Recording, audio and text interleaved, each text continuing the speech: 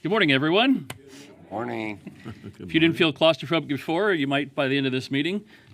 We welcome you back to the Assembly Room for our Board of County Commissioners meeting for today, Tuesday, February 8th. Today, we're honored to have Reverend Jim Sorvillo of the Church of the Ascension in Clearwater for our invocation. After he gives our invocation, Commissioner Eggers will lead us in the pledge. Before we do that, I wanted to mention that at the urging of Commissioner Long, I sent a letter on behalf of the commissioners to Sheriff Chronister, a letter of condolence on the loss of his two deputies last week. And Reverend, as you come forward, if we could take a moment of silence in their honor. Please rise.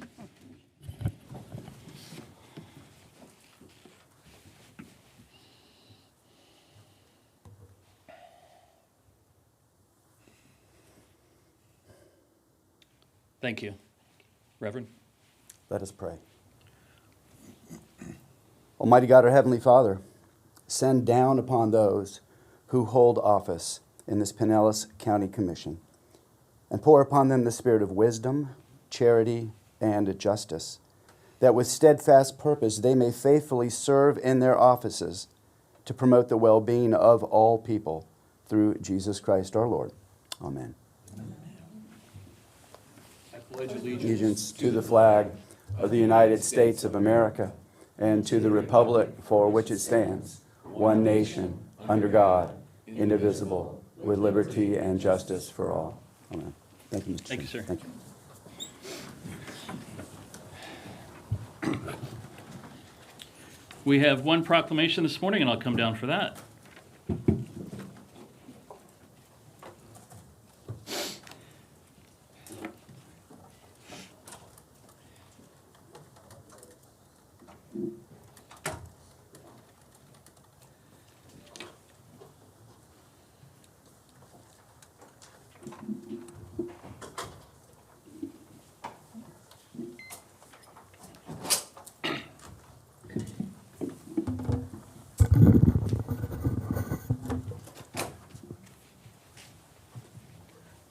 Good morning again, everyone.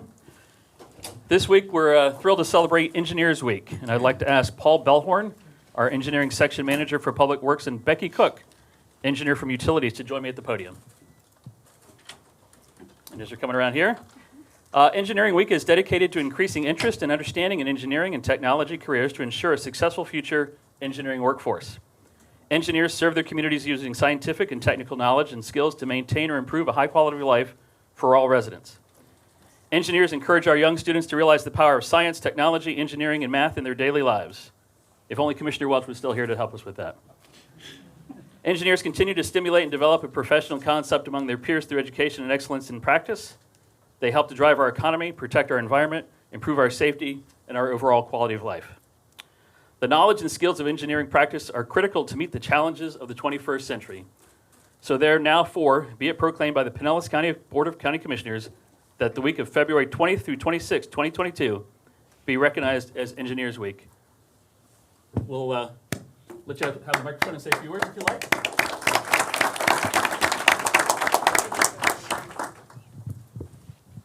Well, on behalf of the engineers in Public Works and all our consulting engineers that do all the work for the county, we thank you very much for this proclamation.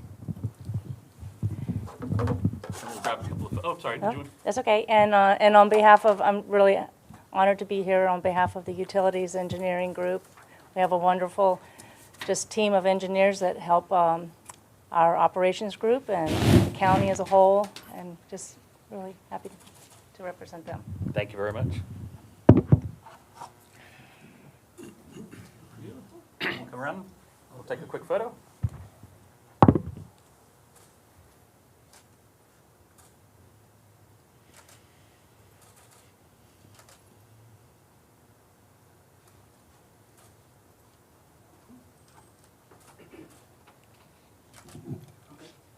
Thank you very much for being with us. What? My hair was on.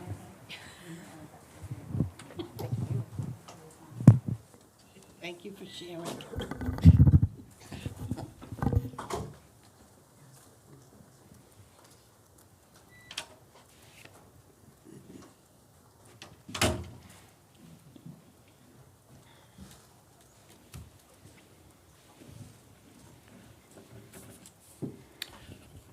We're very excited this morning is for a partner presentation. The University of South Florida is in our house this morning, and we'd like to welcome the President of USF, Rhea Law, and the Chancellor of USF St. Petersburg, Martin Tetlock. Welcome.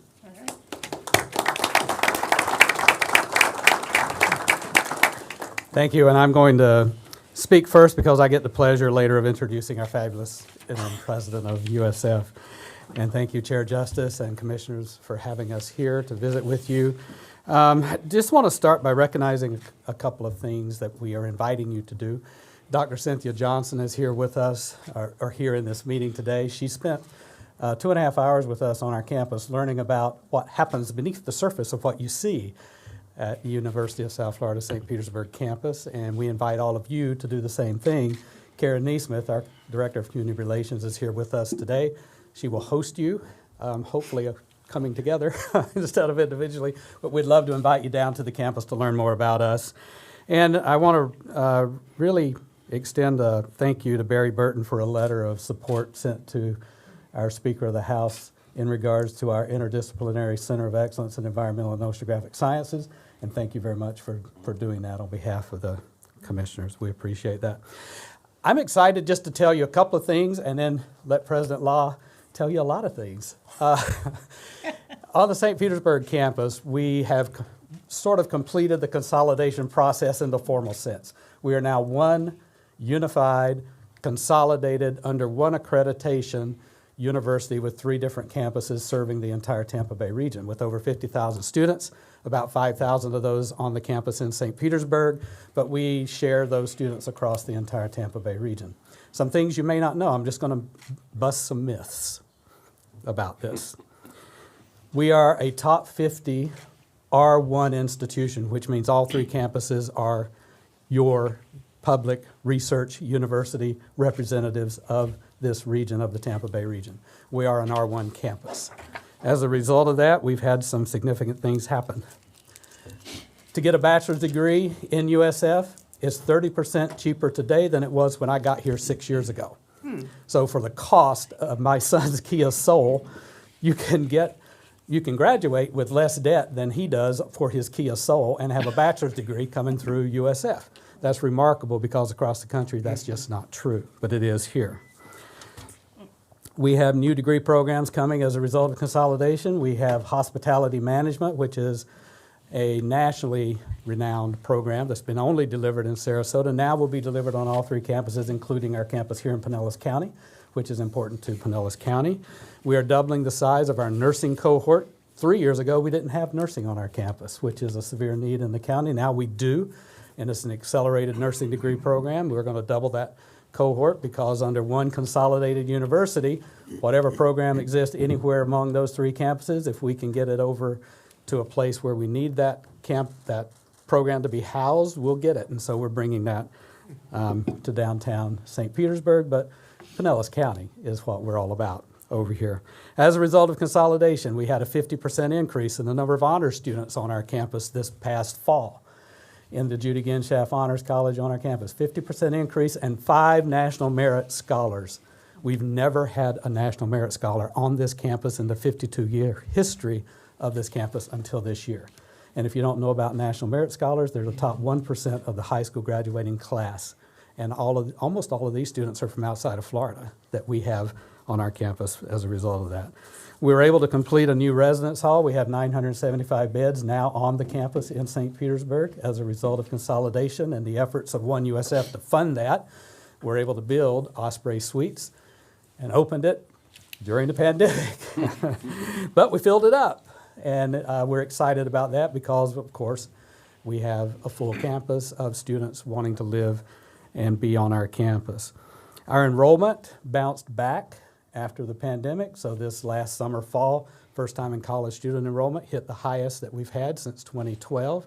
We're back to where we want to be in terms of the enrollment, and the diversity of that student enrollment coming in as FTICs is back to where it was in 2012 and almost to where we are going to say we're where we want to be. We're not there yet, although USF as a whole, there are more students of color in USF than there are non-students of color. 52% of the students in USF are students of color.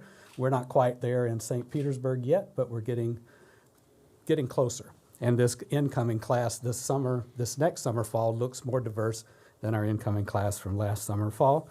We continue to be accessible. We created the Pinellas Access to Higher Education program, a partnership with St. Pete College. This is not Fuse, which was already in place. This is specifically for students in Pinellas County who start at SBC, transfer to USF, and receive a scholarship and ongoing mentoring all the way from high school through the completion of their baccalaureate degree. And we have path counselors working in the high schools throughout Pinellas County to work with those students to help them remember you can go to USF and you can stay here and you can get a high quality degree for the cost of a Kia Soul and be really happy with that because it's a nationally ranked university that is the fastest rising university in the United States over the past decade in any kind of rankings you want to look at. So we're very pleased. We have 33 research awards that came into this campus from our faculty efforts last year, the most research awards ever received in USF St. Petersburg's 52-year history. With that comes grant monies, of course, that are then used on our campus to support that research. We have world-class research in human trafficking, Alzheimer's prevention, Alzheimer's mediation, or whatever you want to call it, research about Alzheimer's and how to help people who have been involved with that. We have the world-class leader in the Spanish history of Florida on our campus, which continues to receive support. We started a program called You Matter, where intellectually disabled students were able to come to college and receive mentoring all the way along through their time with us.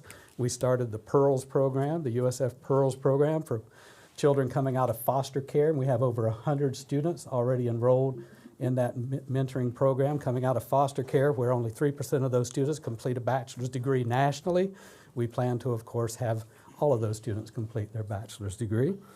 We are the center of financial technology for USF on this campus in St. Petersburg. We have an Innovation Scholars program on this campus where brand new fresh-faced freshmen, fresh out of high school, coming into our campus are paired up with mentors in the community their first semester. And they get to go into those organizations that they have an interest in pursuing as a career and get mentored during their first semester. And then it rolls into a second semester of career development activities that they can participate in as well. We have over 100 new students this past fall and out there in the community involved in that mentoring, with over 86 organizations in our county supporting and mentoring those students. We plan to continue to ramp that up so every new student coming into this campus in Pinellas County can participate in that program. And with that, I'm going to introduce to you President Law, who's going to share a little bit of information about what I consider to be the game changer for Pinellas County in terms of higher education coming into the future that's going to impact not only St. Petersburg, but Pinellas County, the Tampa Bay region, coastal communities throughout Florida and the world. She is a fabulous partner. I don't know if you know much about her, but she's the third president I've worked for in 6 years, and I love it. Not the fact that she's the third one, but that she has just been fabulous to work with. She's highly supportive. She's been in Pinellas County and attending things here on behalf of USF to a greater degree than I have ever seen any previous president of USF attend and be present and be here and visible in the 6 years that I've been here. So she's a wonderful person. So there you go. Wow, thank you. Well, good morning, and thank you, Chancellor Tadlock. The comments that I have are really about this new initiative, but before I talk about that, let me just say what a pleasure it is to be here in St. Petersburg. We're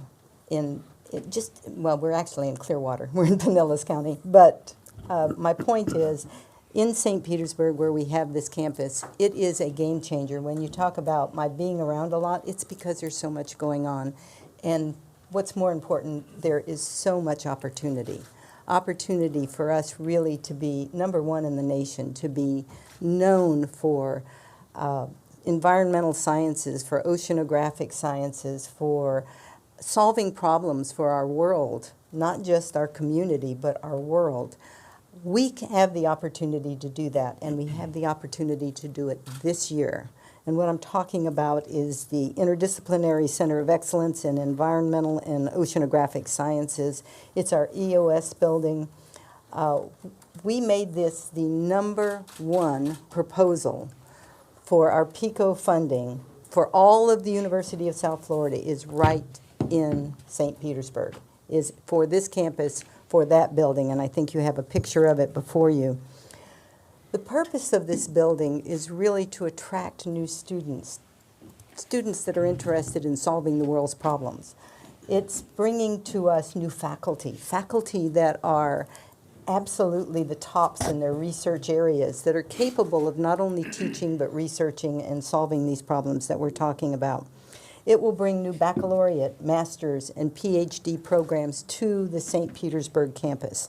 As I said, it is going to be a national destination for our, not only students, but for our faculty. And it will allow us to make strategic investments in the area of global and national importance. So what we're looking here at is indeed a game changer, as Chancellor Tadlock just mentioned. It is putting us on the map. Now, how did we get to this point? We made a proposal, as I said, on our PICO list and said we would like to put this facility in place. And we'd also like to renovate some of the existing facilities that are already on the St. Petersburg campus that, frankly, I used to work at the University of South Florida before I ever went to law school, and those buildings were old when I was there the first time. And they haven't gotten any younger, nor have they gotten any better. And so we have an opportunity to really change that around. And the plan you see before you is a reconstruction of one building, or the new construction of one building, 4-story, and then the reconstruction of everything else. Essentially, we would demolish the northwest wing of the Marine Sciences Complex, replace it with that 4-story addition, remodel the remainder of it into research labs, teaching labs, classrooms for graduate and undergraduate program. And that entire building would then be the place where not only would our existing classes in marine science be, but we would be able to bring over our College of Arts and Sciences, our College of Engineering. This is a place for interdisciplinary research and education right in St. Petersburg, this focal point. And along with it comes the Florida Flood Hub, which is something that you may recall Speaker Sprouse has been very interested in, funded it last year. Now we are creating a building which it will be housed in. And when you see him, you need to thank him, because when we put this before him, he said, this is a great idea. The price tag is $80 million. $20 million needs to come from the community, but $60 million we were asking from the legislature. And we were asking for it in 2 tranches, $30 million this year and $30 million next year. I am pleased to tell you, although it's not the end of the session yet, but the House budget came out and has $60 million in it for this building. We can do this. All we need to do now is come up with the additional $20 million. So what are we doing about that? Well, we are starting a campaign within our region, for all of USF. This is not just about Pinellas County. This is about the entirety of the region. This is about those people that would be willing to be partners with us. And I'm hoping that as a result of the conversation that we have today, that we can look to this body to be a partner with us and help us with this raise. It's important when you have something before the legislature and they're inclined to help you, but there's a match. They want to see some action. They want to see some movement in the right direction. And so I'm appealing to you today to help us with this initiative. This is the game changer. This is the economic development play for Pinellas County. And so I hope that I can count you amongst our friends and partners in this endeavor. Thank you very much. Happy to answer any questions. Thank you very much for being here. Anyone have questions? Commissioner Seal. Well, this is indeed a very cool project. So it's not going where the old Dali Museum is. It's further. It's closer to the. It's right at the end of the point that we are on. Okay. Will you have conference or meeting rooms there by any chance? The, Not a large conference space No. that you're probably thinking about, but conference rooms, but not a large conference facility. Okay, I was just thinking, trying to think of a way to do some funding, and we could fund conference space if it was large enough through tourist development tax. Tell me how large is. I think we could work something out. Just a thought. Commissioner Long? Oh, we don't have to push anything today? It is on all the time. Get used to it. Welcome. Thank It's you. nice to see you again. Welcome, Mr. Chancellor. I have two questions. So in the budget from the House, the 60 million is there. What's in the Senate portion, do you know? At this point, they haven't identified it. We have been in conversations with them. I believe we have an opportunity to make this happen. But I would just, again, say we're in the 5th week of the legislative session, and there's a lot of time between here and the end. Amen. So we need to show support from a community standpoint. And if I didn't say it before, I meant to say it, we really need to thank our legislators for supporting us in this way. They recognize how important this is. So if you have an opportunity to convey your thanks, that would be great. Thank you. And my second question is, in your ask of us as a community partner, what does that mean to you in terms of dollars? Do you have any kind of a number in your head? Easy, Commissioner. I'm just asking. Let her answer, please. I am not aware of your budgets. I am aware, however, that economic development is a very important part of local government's initiatives. And my plea to you today is that if you can be as generous as possible, we can multiply that many times over. So, give you a number. Do you have 20 million? I'm sorry. Hey, if you don't have- ask, you don't get. So, thank you. But we are appreciative of your consideration, truly. Commissioner Flowers? Thank you, Mr. Chairman. First of all, the laugh was not at you. It's just when, like she said, if you don't ask, we won't know what it is that you want. First, thank you so very much for coming. I know I was scheduled to meet with you and Lisa Brody, Attorney Lisa Brody, and she fell ill. So that is being rescheduled to the best of my knowledge. And we'll have an opportunity to talk about some things that I won't address today. But I would like to say that I am very appreciative of the oceanography programs that you have there. Your team did a wonderful job when we were looking at red tide and just the cause and reaction to that and some potential solutions, and then partnering with other research entities throughout for what's going on in our bay and whatnot. So I'm really appreciative of that research. Many more students are looking at jobs in the green arena, green area. And so I think that this will truly grow in our community based on the influx of individuals that are coming into our communities and just what type of impact that will have. And with you being right on the cusp, on the curve before what used to be the Coast Guard station down there, I think you may have an opportunity to grow for that conference center.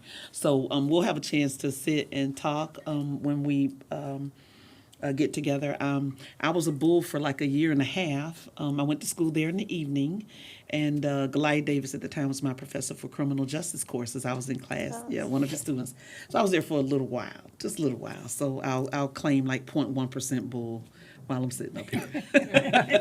We'll give you the other always a bull. 99. We'll give you the other 99%. Well, thank you also very much for your presentation today. I look forward to just learning more, and I certainly look forward to what the impact that you're making just for that entire area, and being substantial when it comes to our students being able to remain in the community in which they live, go to school, get an education, and then hopefully be able to work in their field within our community. So thank you for that.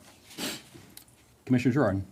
Well, I'm 100% bull. So both my degrees. Darn right. Although we didn't have a football team at the time. That's how Come far back. back I go. And I did start out classes in that building with the wood floors right by the water there. That was Yeah. a trip, but it beat the heck out of driving to Tampa. I'm wondering if there's any way we can use economic development funds for some of this. The funds we set aside from Penny. Can we look at that? What's she looking at? Who are you asking? Well, I was asking the attorney. She's sort of nodding, but yeah, it was something maybe we should look at. We can take a look at it.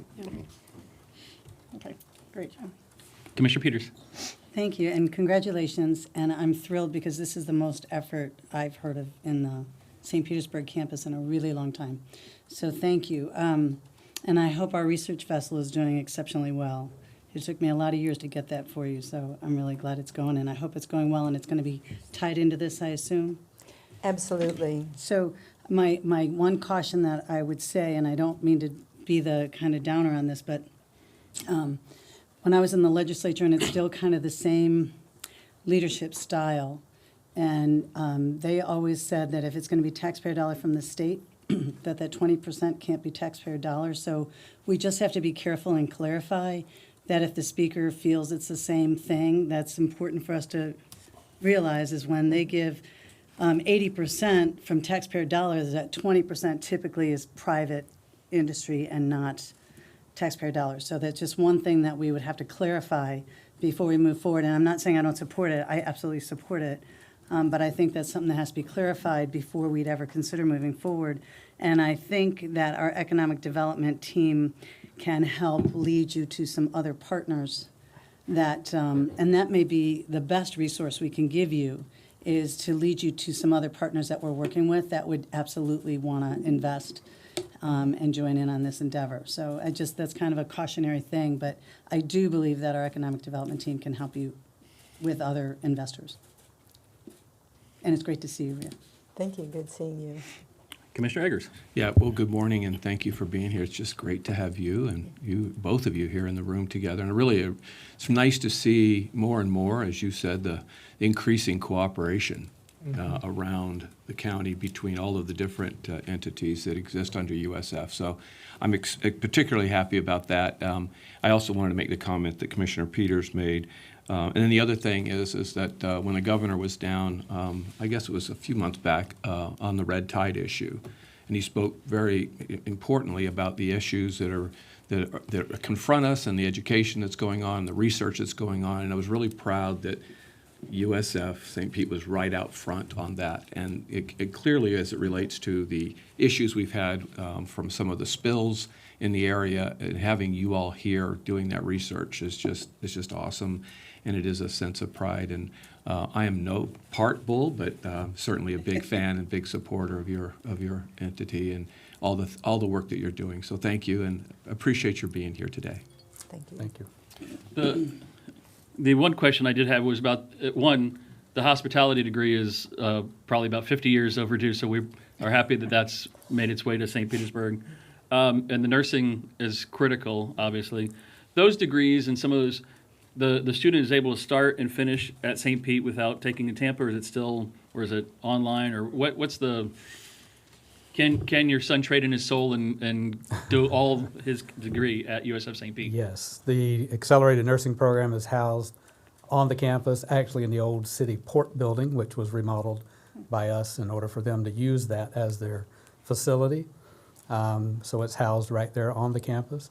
And the hospitality management program will be delivered in its entirety on all 3 campuses. Some of that program is, of course, online. Some of the class work is online. We hardly have a degree anywhere that doesn't have some online Sure. component. But in terms of housing the program, it will be housed on all 3 campuses. It's wonderful, wonderful, long overdue. Thank you so much for being here. We appreciate getting the update and seeing you all, and Barry has turned off all our P cards this morning. So, but Nice ask. we look forward to being a partner with you. Thank you. Thank you very much.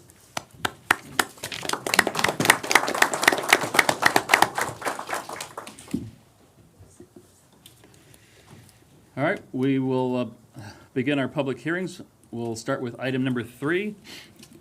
Madam Clerk. Thank you, Mr. Chairman. Agenda item number 3 is case number CW 22-01.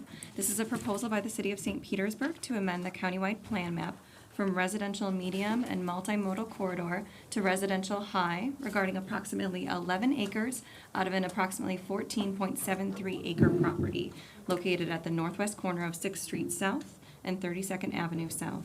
The public hearing was properly advertised and an affidavit of publication has been received for filing. No correspondence has been received and the matter is properly before the authority to be heard. Members, is there a desire to see a presentation on this item? Nope. I do have one speaker, Mark Rios, if needed. He's in the back desk. Did you want to speak, or did you just, I think you're probably all right? Yeah. All right. In that case, we'll close the public hearing. Wishes of the board. Move approval. Second. We have a motion by Commissioner Long, second by Commissioner Seal. Clerk will open the voting machine. Oh, God. Okay.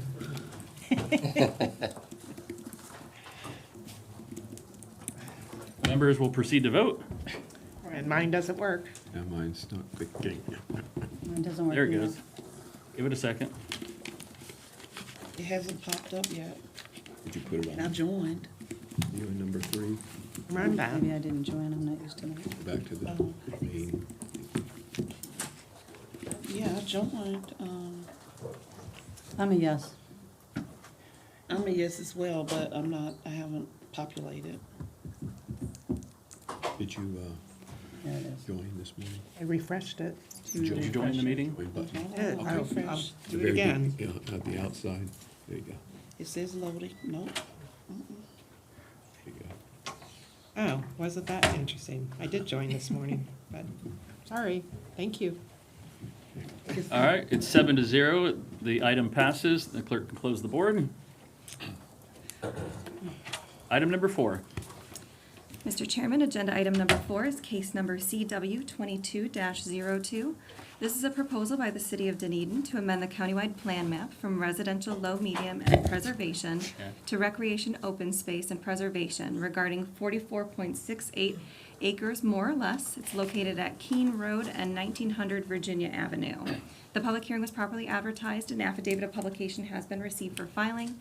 No correspondence has been received, and the matter is properly before the authority to be heard. Commissioners, like to see a presentation? All right, I have no cards. Move approval. Second.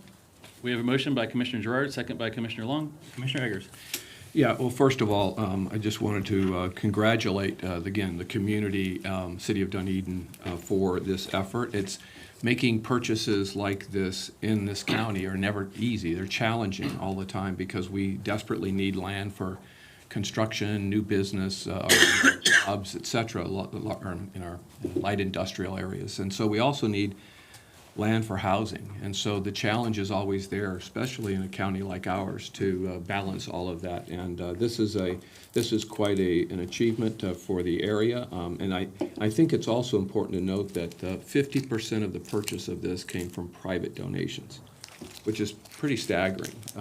A couple of larger donors, but there was a multitude of smaller donors that stepped forward to express it and how important this was. And then the city, the county, and the state all participated in this. So it was a large group effort to make this happen. I just really wanted to say congratulations, and I will be supporting this. Thank you. Commissioner Flowers. Thank you, Mr. Chair. The initial introduction that I had to this was when I served in my capacity as a school board member, having the group come down and just really talk about this property. I had a chance to go out and visit the property on a golf cart and took a tour and was educated on a lot of things that were growing there on the property that even with the low bed moss that just kind of looks like white fluff on the ground and some of the different animals and things that's there. And it's just refreshing to know that things like that can still exist in our communities where we have so much additional construction all around it. Want to give a special thanks also to the Pinellas Community Foundation, of which I also serve on the board of directors. Doug and Cooley and his staff did a wonderful job helping to raise, as Commissioner Eggers stated, some of those additional dollars from private donors, persons who are really interested in keeping places like this alive and flourishing so that people can go visit them. And then, of course, all of the support from the governmental entities, and then the Mayor Julie Bajowski of the city of Dunedin. So this is really coming full circle. I appreciate all of the support and assistance, and it's just been wonderful to see it progress from when it was just a conversation to now it's something that's put in place. And then, of course, we were all there.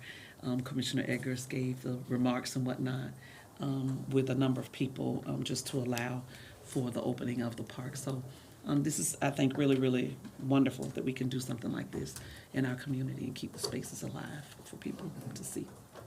Thank you, Mr. Chair. Thank you, Commissioner. Further comments? All right, we have a motion and a second. If the clerk will open the voting board.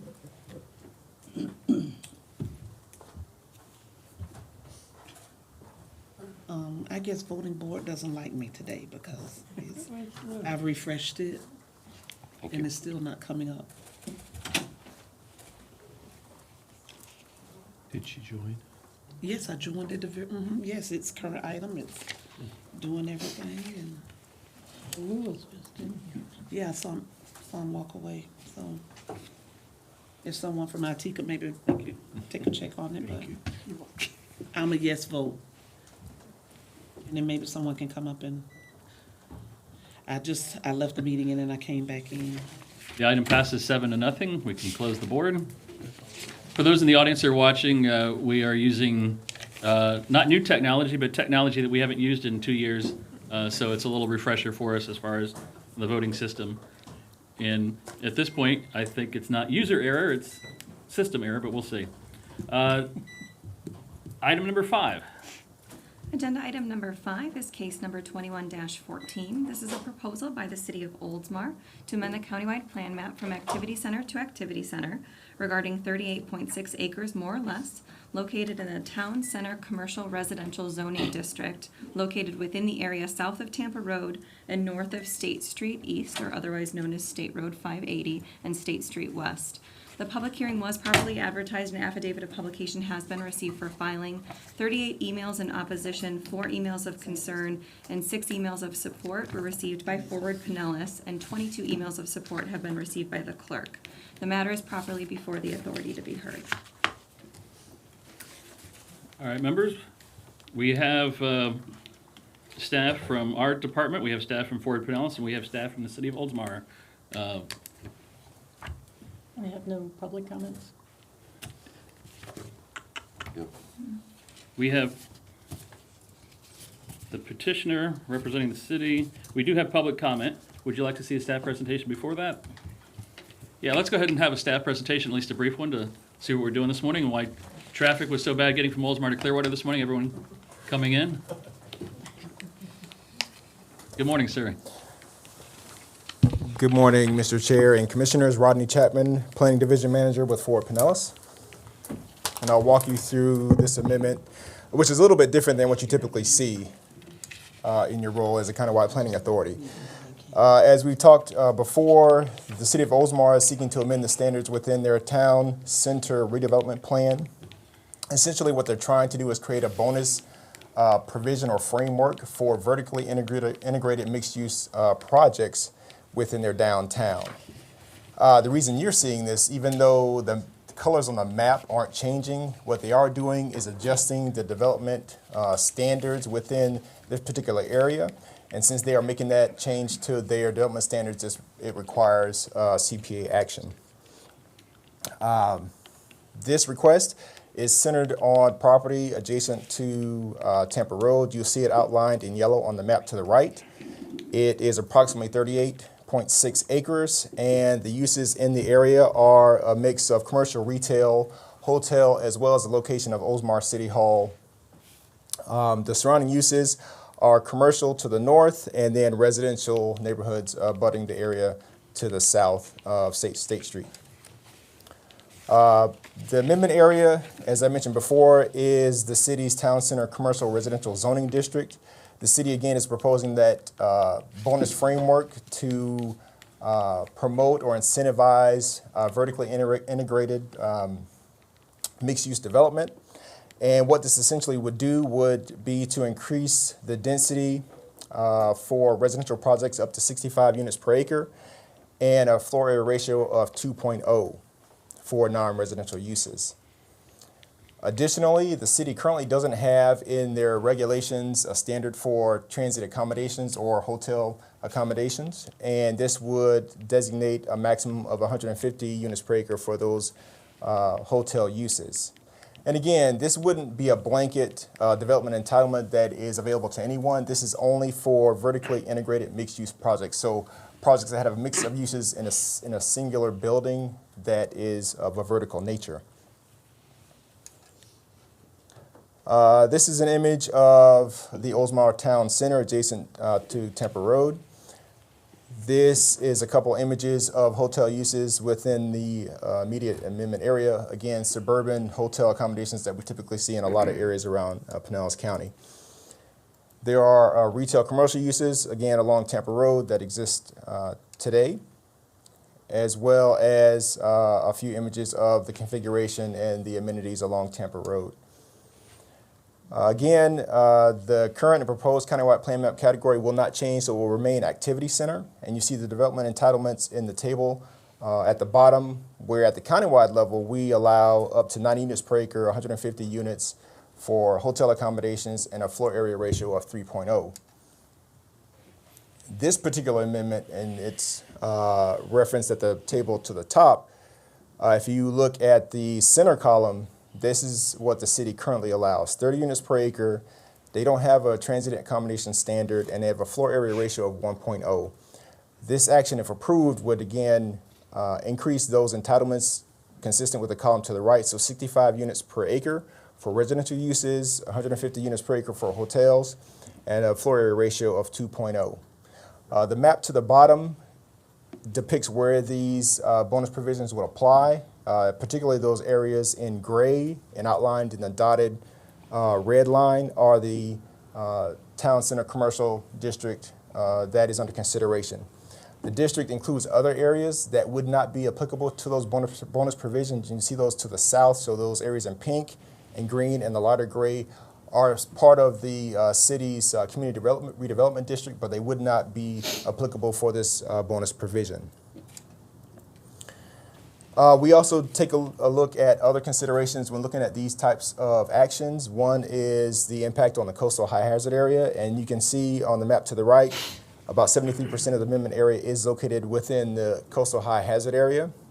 And we have we have criteria within the countywide rules by which we review these requests against. There's 8 of them. And I want to thank Pinellas County Emergency Management because they have worked with us and the city over the past several months to talk about effective mitigation strategies because the rules do allow for a balancing of considerations in this situation. And so in this case, the city has developed a framework by which they would require a development agreement to be executed between the city and a developer to mitigate those impacts to the CHHA. Our criteria, you see 3 of those, actually 2 of those criteria in the portion of the slide from the middle to the bottom. So we look at access to emergency shelter space and evacuation routes, and this area is along State Road 580 or the Temple Road corridor, which is a designated hurricane evacuation route. The city is also, through their development regulations, going to require a hurricane evacuation, closure, and reentry plans for the residential portion of any development within the bonus area. We also look at whether or not this would disturb essentially undisturbed land. In this case, this area is all existing infrastructure and would support this type of vertically integrated mixed-use development. This area, again, is disturbed, obviously being adjacent to the Oldsmar Commercial Corridor and Oldsmar City Hall. It does have public roads and infrastructure to support development. We also considered whether or not this was an overall reduction of density or intensity. And again, we found a way to support this because it is a focused bonus provision applicable only to the areas you see here on the map to the right.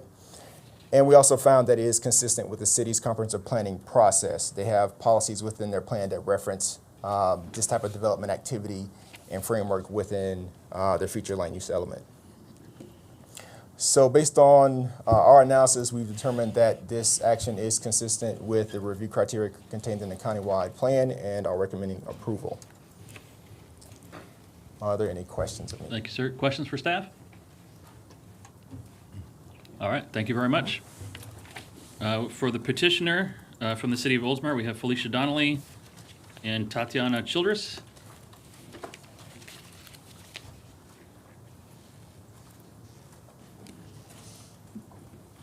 Good morning, welcome. You'll have 20 minutes, up to 20 minutes to present. Good morning. Thank you for inviting us here today. I wanted to start off by giving more of a context. Forward Pinellas shared the technical specifications, but I thought it's important to share some of our downtown development efforts. So redevelopment has been a priority for the city of Oldsmar for many years. The intent was always to develop an activated, identifiable downtown. The city has completed multiple concept plans over the years. So the city of Oldsmar began this journey in 1994. It created a CRA then. It subsequently adopted a town center plan in 1996, and it went through several downtown plan concepts, all with robust public input. Some of these plans that you can see on our screen, I'm going to flash through these. So the first one was Old Square, and you can see to the right is a sketch of that old square in 2005. It contemplated a mixed-use, vertically integrated building then. And so other plans included REO Station, Park Plaza, Market Square, USF CRA Master Plan, the Town Center Plan, and the Oldsmar Town Center sketch. Since 2001, I went back and I counted, there's been over 80 public agenda items to discuss downtown. And about 30 of these have occurred since 2019. So this is something that the city has been wanting to do for quite some time. I'm going to pass through some of these plans I just talked about. This is actually the site right next to City Hall. The city owns 7 acres of the property that's being considered for the density bonus. So in 2016, I wanted to pause on this slide.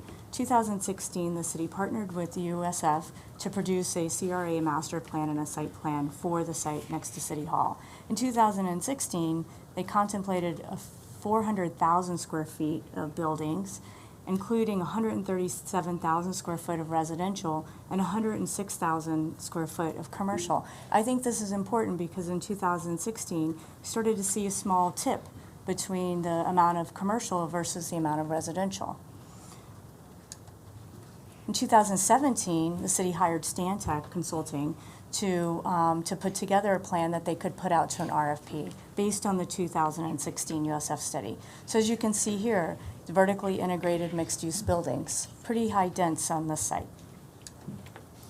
2019, City of Oldsmar, the City Council, along with some members of the stakeholders, created a 2019 sketch. In before the sketch was created, the city hired CBRE. I looked on their website. They claim to be the largest commercial real estate development company in the world. They put out this plan in 2017 to over 4,000 developers around the world to see if there was any interest. The city received 0 proposals. So that's important to note, because how did we get here now, right? So for years, we've contemplated the mixed-use, vertically integrated building even before they were called that. And so I'm going to flip back a bunch of slides. So on the title slide, there's a proposal submitted in 2020 from Woodfield Development. So this proposal is exactly a vertically integrated mixed-use building, and it's 5 stories in height. And so that proposal really demonstrated the need for regulatory changes. So in 2020, we received a viable proposal. We're in negotiations with that developer presently. And so in order to proceed, that really demonstrated the need that we needed to create a density bonus for the area. So our current zoning on the site, I think it's important to note that they really facilitate higher commercial density versus higher residential density. We're not changing the height of the building or the mass of the structure. So right now, you can have a 6-story building along Tampa Road. It is a very heavily traveled multimodal corridor. It's got 60,000 vehicles a day. And you can have 1 FAR of commercial. And you can go up to a 0.9 ISR. All of those things we're not changing. It's really to incentivize residential use instead of commercial use on the site. So this would provide an incentive for transit-supported mixed-use vertically integrated development along with concentrated higher residential density. As you all know, these sorts of structures reduce urban sprawl. They provide efficiencies in services, and they encourage pedestrian activity in downtown. But we wanted to be careful. We didn't want to do a wholesale density increase, which is why we crafted with Forward Pinellas with a development agreement. We felt it was very important to ensure that the city gets the products that they desire along the corridor. So we put in that extra level of protection. So at the development agreement process, as you all know, it provides a tool to expressly define a project's commitments over a specified period of time. Development agreements strengthen the public planning process. Our development agreements include 5 agenda items at public meetings and 2 public hearings. So every development that would want to take advantage of this incentive would be subject to the development agreement requirements in our code. Further, it requires a master development agreement and demonstration of consistency with Tampa Road corridor requirements to be part of the development agreement. So this master development agreement is the time where we assess the infrastructure. And just so you all know where we are, both our water and sewer infrastructure has the capacity right now. We're at 65% for our water plant and 67% of the present capacity of that infrastructure right now. So we have plenty of room to grow with the sewer and water infrastructure. As I said earlier, it's on a transit-supported corridor already, 580 and Tampa Road. So at that point in time, the master development agreement helps the city evaluate all the impacts development by development. It also requires compliance to Florida Statute 163.3178A, including payments of a hurricane mitigation shelter fee, contribution of land, and construction of hurricane shelters and transportation facilities as appropriate. As Mr. Chapman said in his presentation, we've been working closely with the Department of Emergency Services to craft this language. So it'll additionally require enhanced coastal high hazard mitigation efforts, transient accommodations, as I just said, hurricane evacuation closure plans, comply with Pinellas County hurricane evacuation plans, procedures to ensure orderly evacuation of guests and visitors pursuant to Pinellas County Code. In addition, for enhanced mitigation, multifamily residential units shall provide a specific hurricane evacuation and reentry plan requiring mandatory evacuation in accordance with the emergency management directives.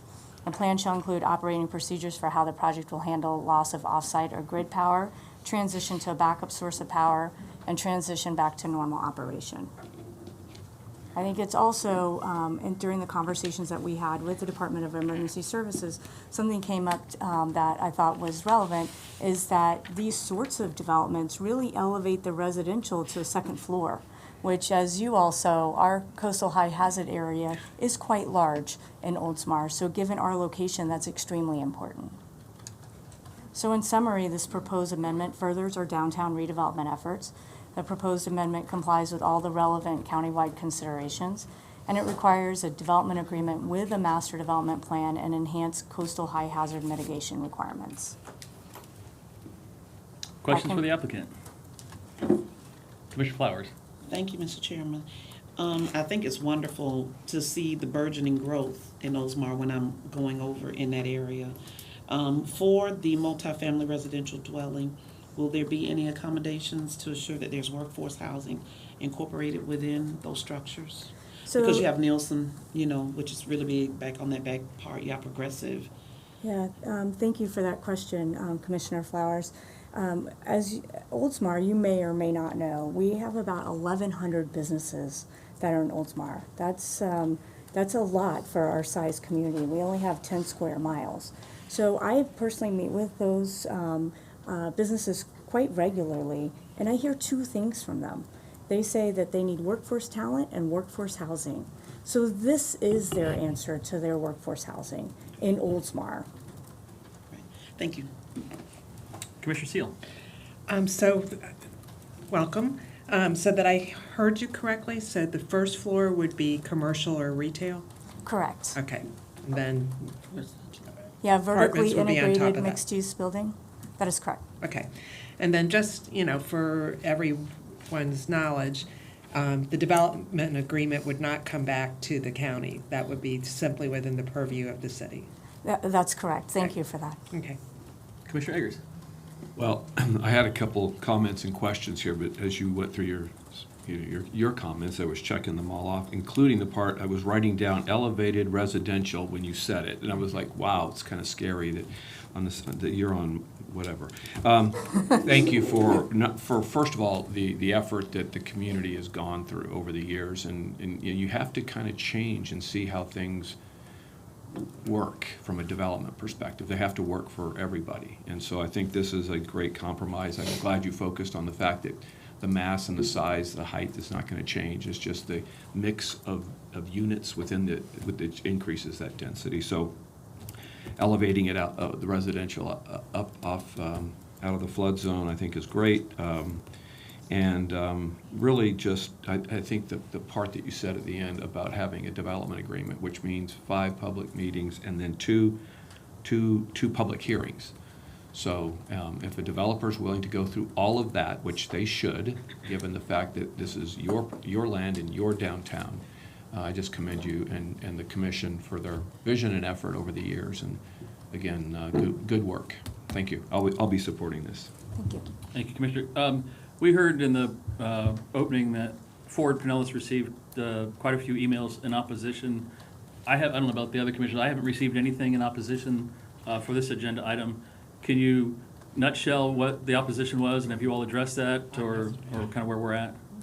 So most of the opposition, when I read through all the comments, of course, and we've had public hearings, is related to things that will be addressed in the development agreement. So it relates to how infrastructure, what is this going to do for traffic impact? Do we have enough sewer and water? And we have a concentration of the opposition that lives close proximity to the project as well. So they have special concerns. This will be, right, not quite adjacent to them, but pretty close. So of course they have concerns which we will address during the development agreement process. Very good, thank you. Commissioner Eggers.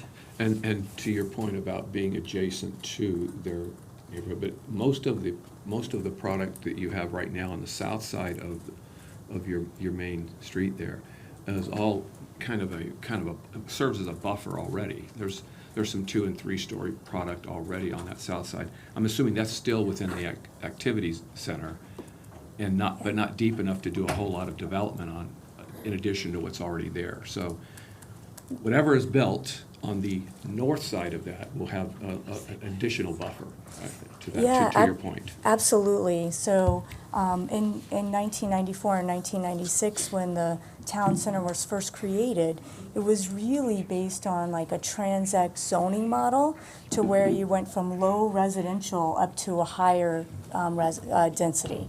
So this is just for the north side, directly on Tampa Road, and you're correct, on the south side, it's commercial up to 4 stories. So it goes from 6 stories to 4 stories to lower in the residential community.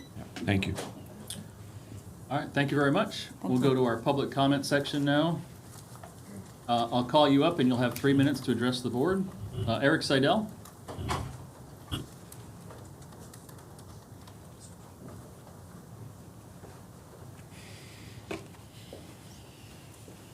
Good morning, Mayor. Good morning. How are you? Great, sir. Good to see you. Well, good morning, everybody. Thank you for allowing us to be here and discuss this. I want to thank you for taking the time to review this important change for our city and ask that you consider passing it. Our staff, of course, presented some of the technical reasons why this makes sense for us. I'd like to speak as mayor a little bit on the practical side of it. Over 20 years, the city's attempted to build a small walkable downtown. Some of you I've talked to, and you've been over to our city. We spent a lot of tax dollars slowly purchasing land next to City Hall with that goal in mind. Over the years, as our city manager mentioned, we've received quite a few proposals from very viable developers. Here's one thing they all had in common. All of them would have required a density change. So from a practical standpoint, this is not actually new, but it's something that we need to correct. And while most will agree that the property doesn't currently have the density needed to create the goal of creating a little walkable downtown, the proposal for the change is to create a bonus so that it's not a carte blanche change, so that there is a method, as we talked about with the development agreement, to ensure that we're getting the product that we want, the vertically mixed use. And I would suspect that in that development agreement, the council is going to want to make sure that that ground floor is not just commercial, but it's retail, and with restaurants and those types of things. We currently lack a density incentive to have an activity center located on the high traffic road that we have right there with Tampa Road and 580. In the county's plan, the county allows up to 90 units. And we're asking for 65 because for our culture, it makes sense to keep it smaller still. And so that's why we've come with more of a modest ask for that. In addition, Oldsmar needs a density to help attract development investment dollars into the activity area, which, as I said, mixed use with retail as part of a development agreement. This will provide an anchor for a small walkable downtown with high-end apartments, including more citizens residing on site that will help support the new businesses we expect that will follow. In the past, we've had some issues where we've had some small development, but those businesses did not survive. And so it's important not only that we get a new product that we don't have in Oldsmar in terms of the higher-end apartments that will help us with workforce housing, but it's also because we need them there to help support the new businesses as they come in. So the density incentive will also help save the taxpayers dollars, as we expect to use that as leverage to have the developer pay for the infrastructure. So I ask that you consider that, and I appreciate your time. Thank you, Mayor. How about that, right on time? Wow.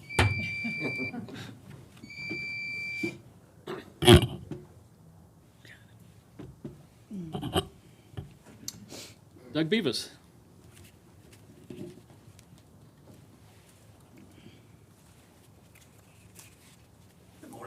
Morning. Good morning, sir. I won't take much of your time, but I am in support of this, and I've been part of the process for 10 years of the probably 25 years. I think this is something that probably should have been done many years ago, as was indicated by the response that we've had that was going to require a higher density. I do want to address the opposition a little bit in the sense that I think there are a few people that said they didn't want anything on there. I don't think 7 acres along Tampa Road is best to be left undeveloped. I think it's going to have something on there. As the city manager indicated, it can already accommodate things without this change, but they're not the kind of things that we want. So I'd say the people that did oppose it, I still think they all said that they wanted a walkable downtown. So I think their vision is similar to ours and that they do want a downtown. I just want to clear up a little bit about the word density and the word unit, because that seems to be popping up a lot, and that, as was indicated by the city manager, the mass has already been decided, the box, if you will. And so where you might have 30 units, they may be 3-bedroom and 2-bedroom, your standard apartments that you see popping up all over the place. So if you're going to put 65 units in that same size box, obviously they have to be smaller units. So it's going to be probably studios and 1-bedroom and 2-bedroom apartments in that same box. So there's been a little bit of discrepancy in that, that's saying, well, if you put 65 units in the same box that holds 30 units, it's got to go up. Well, that's not the case, as the city manager indicated. There is no change in the density. I was by the flea market the other day. There's probably, I'm sorry, the height. I went by the flea market the other day. There's probably more cars going in and out of the flea market on a regular basis than would be going in and out of this. I envision a lot of these studio apartments to be the workforce housing, as was mentioned. And I think some of those might even, work from home. So I think that will change some of that. So again, I think this should have been done years and years ago. And we, as I mentioned before, we might be celebrating 20 years of a downtown instead of just starting the process. So I look forward to your support on this project. Thank you. Thank you, sir. Jason Sanders? Good morning. Good morning. Thank you for allowing me to speak. I'm also in favor of the proposed change. I just wanted to voice my opinion on that a little bit. And really, to me, it's just allowing the city this extra tool for them to be able to go out and plan and negotiate with this. All of the development agreements and everything else will come later, and we'll be able to talk to the public about that and everything as well. But this is just another tool in their quiver to be able to have a plan and to go with to attract people and to negotiate the development. So that's all. Thank you very much. Thank you, sir. Vince Alvarez? You'll come forward and introduce yourself. You'll have 3 minutes to address the board. Thank you very much. I appreciate it. Vince Albanese. I'm in favor of the agreement and giving our city government the ability to do what needs to be done. 63-year resident of Pinellas County and elementary, middle, high school, and engineering alumni from USF. So born and bred here. So I've seen it all, and I've seen downtown development. I grew up walking to Webb City, and so I've seen Safety Harbor and Dunedin and all the things that have happened. It's Oldsmar's turn. One germane part of my story is that we bought a new townhome about half a mile from where Nielsen and Progressive and United Healthcare have their headquarters. As part of my wife's and our plan in changing, that property sold in 18 minutes and left us without a home. We decided to buy and remodel inside of downtown Oldsmar in the area. We're 2 blocks from downtown, 3 blocks from the water. And we bought there and are investing in remodeling a 100-year-old home because we believe that a new re-energized downtown Oldsmar is a good investment for us. We were forced to move to Hillsborough County to find a place to live in the interim during the construction because there is no place to live. And just as a frame of reference here, in the mark in Highland Park there are hundreds of Nielsen individuals and those people looking for workforce housing. The rent there, as a frame of reference, is $2,700 a month for a 2-bedroom apartment, and there's a $500 fee to get on the waiting list. We need housing in Oldsmar today, and that's the point I'd like to make in support of this. And having been here my whole life, the accessibility of government in this county is unbelievable, and in Oldsmar, it's truly spectacular. And I want to thank you for your time. Thank you, sir. That's all I have for public comment cards. The city have any further information to share? All right. In that case, we'll close the public hearing. Wishes of the board. Move approval. Second. Motion by Commissioner Eggers, second by Commissioner Flowers. Clerk will open the board. Okay.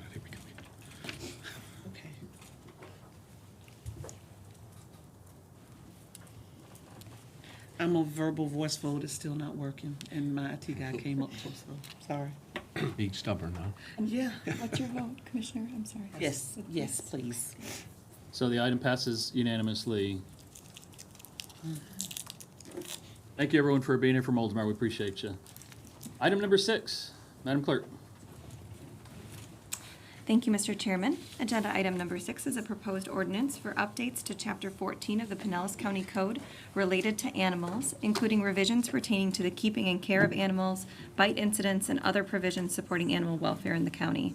The public hearing was properly advertised. An affidavit of publication has been received for filing. 1 letter of support has been received, and the matter is properly before the board to be heard. Mr. Administrator. Staff sent you kind of a summary of the actions that are proposed to be taken, and Doug Brightwell is here should you have any questions. Commissioners like to see a staff presentation, or we? Just a couple of questions. But All right, County Attorney has a comment first. Yeah, and if I could just note for the record, I did hand out to each of you in advance of the meeting today some minor changes that we're proposing for the ordinance. They are all completely editorial in nature, nothing substantive. So you all do have those handouts. They were in fact brought to our attention by a constituent that reviewed the ordinance. I do have extra copies should anybody in the audience like to see those, and I have provided a copy to the clerk. Thank you. Commissioner Eggers. Yeah, thank you. Just real quickly on there was an incident in Dunedin where a person was out walking. Their dog, I guess, got loose and pretty seriously injured another dog and had a lot of medical issues and surgeries. So my question really is, what does the ordinance currently provide for that kind of thing? And how is it changing, if any? Thank you, Commissioner. Doug Brightwell, Director of Pinellas County Animal Services. That is part of our dangerous dog statute, which is an exact replica of the state statute. And our ordinance cannot be any stricter than the state statute. So in that particular incident, that was the first occurrence that offender dog has been involved in. So currently, it does not meet the standard to have that dog declared as a dangerous dog. The owner did receive a citation for the attack, and he was cited for that offense, but the dog cannot be classified at this point. So dogs that are out on the trail or walking through the community have to be leashed? Yes, sir. Okay. Yes, sir. And then I saw a number of fine numbers that were taken out. So tell me about that. We are doing that at the request of the court system, because if a fine is stipulated at an amount in our ordinance, then the court system cannot differ from that. And it takes away the discretion of the judge to hand down a different fine amount and/or our county attorney to negotiate a resolution before it goes to court. Perfect, thank you. And then this one, I see, they caught the row versus or, so Yes, sir. I got it. That was just a change on page, I guess it was page 15. Oh, it was page 8. Yes, sir. Thank you, appreciate it. That's all I had. Thank you, sir. Commissioner Seal. Yes, on the section which is 1436, the last one, it says any private animal nonprofit organization trapping for the purposes of TNVR shall be exempt from section 1436C7, which is the hours of trapping. Why? I mean, that essentially means anybody could. People trapping for TNR to trap, neuter, and then release the cats back to the community are exempt from some of those restrictions that commercial trappers would be subjected to. But this essentially would allow them to pick and choose when they get a cat, when they trap a cat and get it, right? Well, because they're going to take it and go through the trap release program and then return it back to the community. They're not trapping it for disposal. So like commercial trappers commercial trappers will no longer be trapping domestic cats, and that exemption is strictly for TNR cats because organizations such as Meow Now and some of the others have volunteers that will go out and monitor the traps and trap at different hours. Okay, I just wonder about unintended consequences that this could essentially allow a cat to be in there for an extended period of time. And that's the case already. We have problems with commercial trappers because commercial trappers don't normally monitor their traps. A lot of the TNR organizations, the volunteers will stay on site and trap several times during those hours and go ahead and remove all the cats at one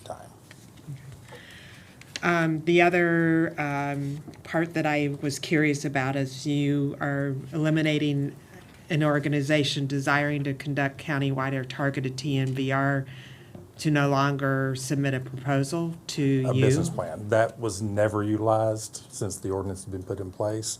And we've had organizations who wanted to start doing TNR in the county but choose not to because they don't want to have to submit a formal business plan.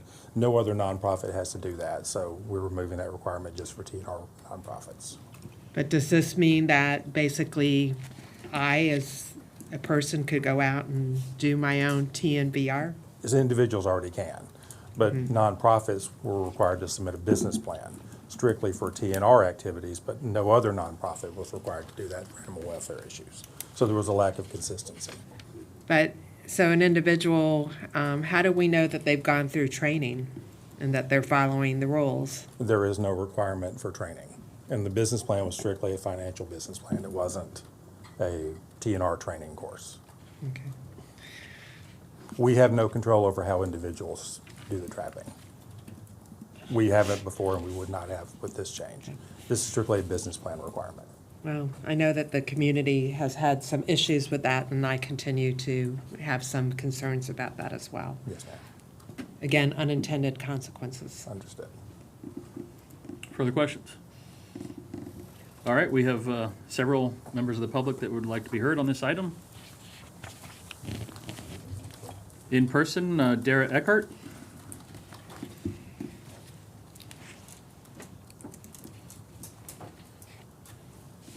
If you'll come forward, introduce yourself, you'll have 3 minutes to address the board. Good morning, Chairman and Commissioners. I'm Dara Eckert. I'm CEO of Friends of Strays. We are partners with Pinellas County Animal Services, and we just started a program last year, thanks to the board here, where we are doing RTF, which is Return to Field. We do train members of the public on how to trap cats, and we are working with other members of the public who are looking to create a nonprofit organization behind them as well. So we do handle some of that training, just to address some of your concerns, but we are in support of the changes that PCAS has brought before you today. Thank you. Thank you for being here. Now we'll go to our speakers on this item that are registered on Zoom. First is Dan Hester. Mr. Hester, if you'll raise your hand and the Zoom application, we will unmute you. You'll have 3 minutes to address the board. Good morning. Can you hear me?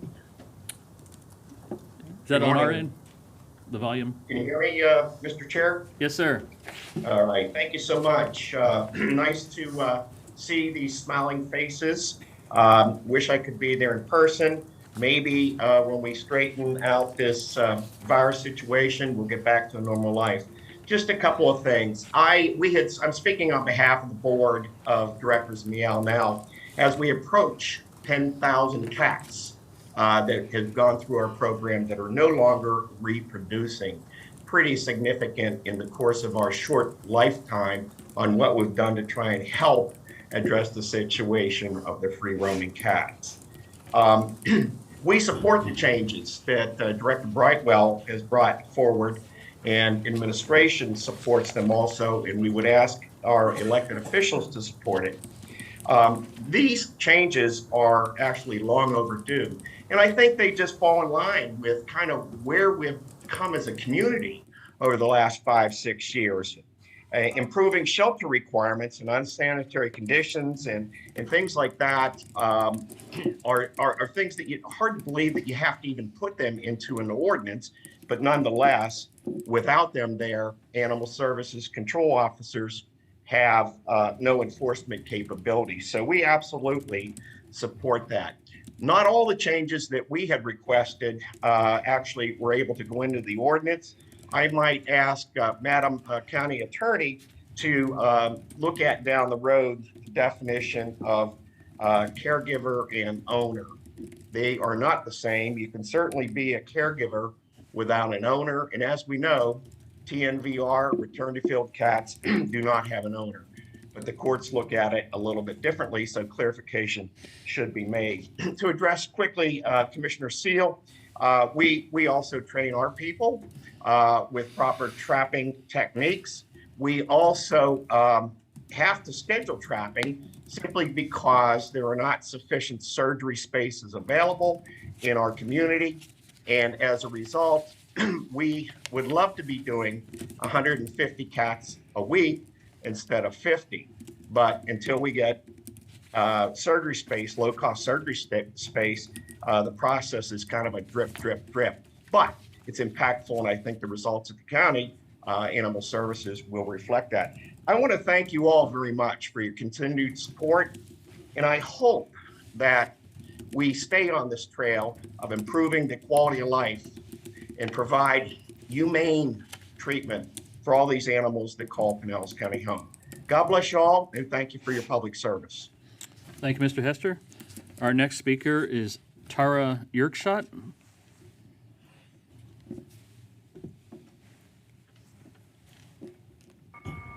You'll have 3 minutes to address the board. Hi, my name is Terry Yerkchat. I'm the COO of SPCA Tampa Bay. We're a partner in animal welfare to Pinellas County Animal Services. And we are speaking out on in support of the changes proposed. We believe that, in short, we believe that the changes proposed further increases safety for our community, human and animal, and that's why we support it. Thank you very much. Next is Martha Bowden. I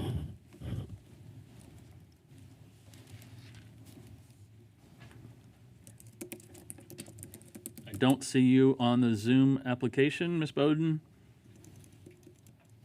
All right, we'll move on. Elizabeth Olson, you'll raise your hand in the Zoom app. We'll unmute you. And you have 3 minutes to address the board. Good morning, Commissioners. My name is Elizabeth Olson, and I'm a resident of Palm Harbor. I'm the founder of 501c3 nonprofit Animal Rescue, Rescue Pink, and have been a volunteer at Pinellas County Animal Services since 2009. I want to say the changes that I've seen at PCAS over the years have been extremely positive. I've worked together with the directors on ordinance changes since I initiated the no unattended tethering ordinance change in 2014. I'm in total support of the ordinance changes that are before you today, especially 14-36 Section B, which addresses a minimum space that dogs are required to have. This has been at the top of things that needed changing, and I'm very happy to see it on the list. Many dogs are stuck in cages 24/7 that are so small they can barely turn around. This is inhumane and detrimental physically and mentally for the dog. Please approve the listed ordinance changes. Thank you for your time. Thank you, Ms. Olson. That is all the public comments I have for item number 6. Further questions or discussion, or is there a motion? Move approval. Second. Motion by Commissioner Gerard, second by Commissioner Long. Clerk will open the board.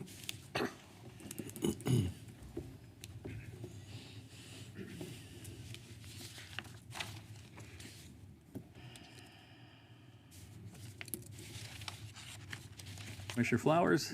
Yes, I don't have a copy. And the item passes 6-1. Thank you very much. Item number 7, citizens to be heard. First is Greg Pound.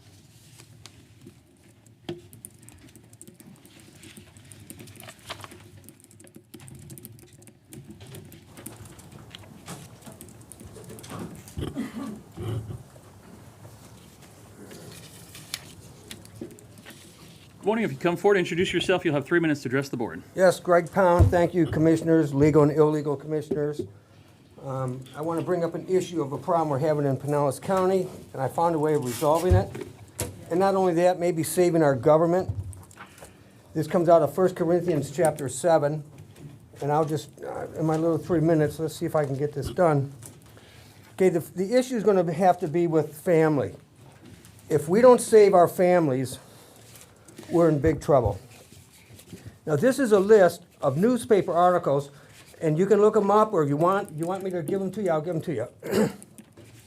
This has to do with child pornography and how we're going to fix the problem in the state of Florida.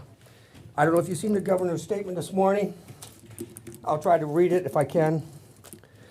It says, Congress, U.S., Mark Foley, child molester, FBI officer, child molester, former Largo police officer, child molester, judge for DCF, Secretary Lucy Heidi, contempt in court because of the situation of what's going on with the children being molested in the state of Florida, child porn widening.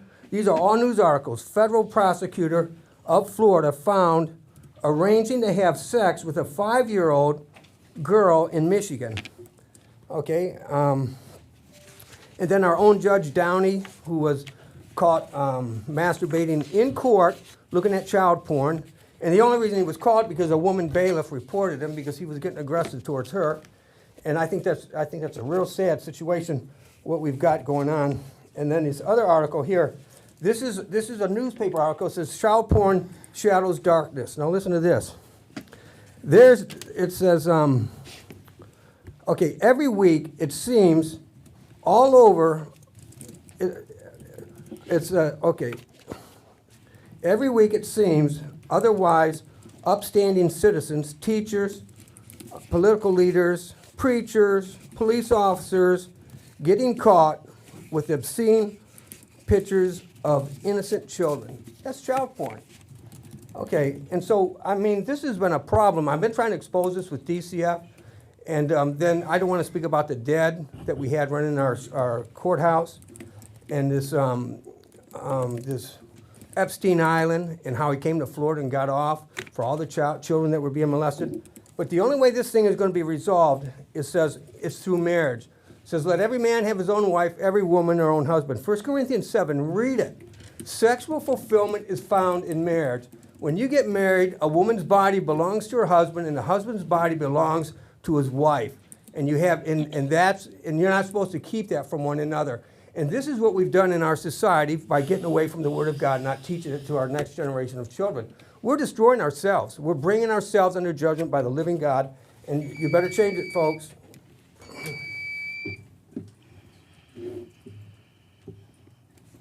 Vincent Nowicki. Come forward, introduce yourself. You'll have 3 minutes to address the board. Good morning. Hey, good morning, everybody. How are y'all doing today? Great. Awesome. Glad to hear. Rhetorical or just a quick raise of hands. Does anybody watch the Olympics going on? Little. Anybody? Little. Little bit, okay. So you have Nathan Chen, who's 22 years old, representing America. Gus Shoemaker, 20 years old. Tessa Maud, 18. Alice Robinson, 21. Your ability to function shouldn't be based off of seniority, it should be based off of merit. And that's why myself, countless people behind me, the hundreds of people that have emailed you, believe in term limits here in Pinellas County. Though I hear pushback by saying we do have term limits. Every election year, we have term limits. That's simply not the case. Elections favor incumbents. I believe most of you have held a public office roughly 20 years or so, give or take 99, 96, 2003. The barrier for entry is very high. Elections favor incumbents with name and money. Commissioner Flowers. Commissioner Flowers? I'm listening to you. Okay, just want to make sure. You're my single district commissioner, and I wanted to applaud you for winning your second mug at the State of the Bay by carving up a politician because you didn't support Senate Bill 90. But now it's my turn to carve up a politician. You believe Senate Bill 90 is voter suppression. I believe not having term limits here in Pinellas County is voter suppression. Pinellas County is one of 2 counties in the state that doesn't have term limits for county commissioners. I will not yield on this issue. The people of Pinellas County will not yield on this issue. It's going to be tough. Vice Chair Long, you said earlier, how do we don't know what you want unless you ask. You said that when you had 2 people presenting, asking for $20 million. I'm asking you now to make a motion to put term limits on the ballot for people to vote and stop suppressing them. Commissioner Flowers, you reiterated Vice Chair's Long point about we don't know what you want unless you ask. How many times do I have to ask, the people behind me have to ask, and the residents of this county have to ask to put term limits on the ballot and implement term limits on yourselves? Voters voted for term limits in 1996 by 73%. I mean, I dropped out of college. I'm not a math whiz here, but 73%, that's roughly, 5 of you, So I don't understand why 5 of you don't support term limits. It really baffles me, but I appreciate your time, and I know you all are doing the best you can. 20 years is a long time for a lot of people. It's simple. I'm telling you what I want. The voters have told you what they want. And go USA, and hopefully we can bring home the gold. Thank you for your time. David Ballard Geddes Jr. Hi, good morning, Good morning. Commissioners. David Ballard Geddes Jr. I live on Georgia Avenue in Palm Harbor.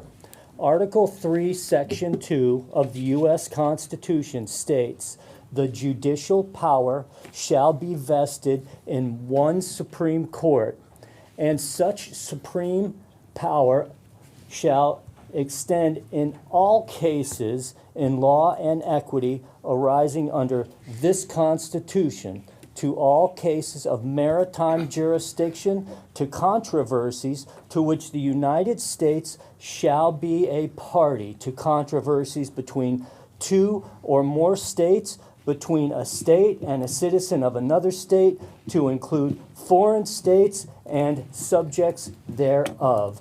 The Supreme Court shall have original jurisdiction in all cases before mentioned, both as to law and as in and of the fact." Furthermore, in controversy, Article 4 of this Constitution states that full faith and credit shall be given in each state to public acts and the proceedings of every other state, which, as a proven problem, is precisely why I'm standing here before you today to discredit such political proceedings, as I have absolutely no faith in such public acts granted through Article 4 of this Constitution, as I am being subjected to an oppressive, despotic regime that fails to qualify itself as a sovereign, sound, or legitimate form of government on its face, as self-evident as an act of sacrilege has taken place,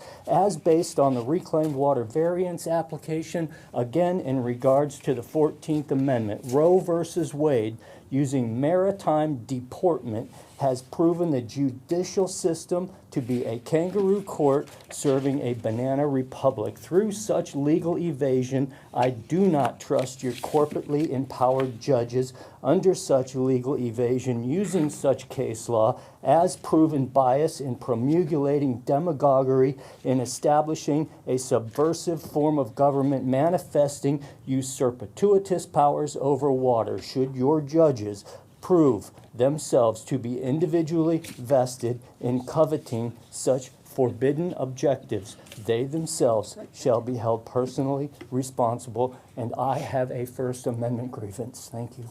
Thank you, David. Barbara Hazelden?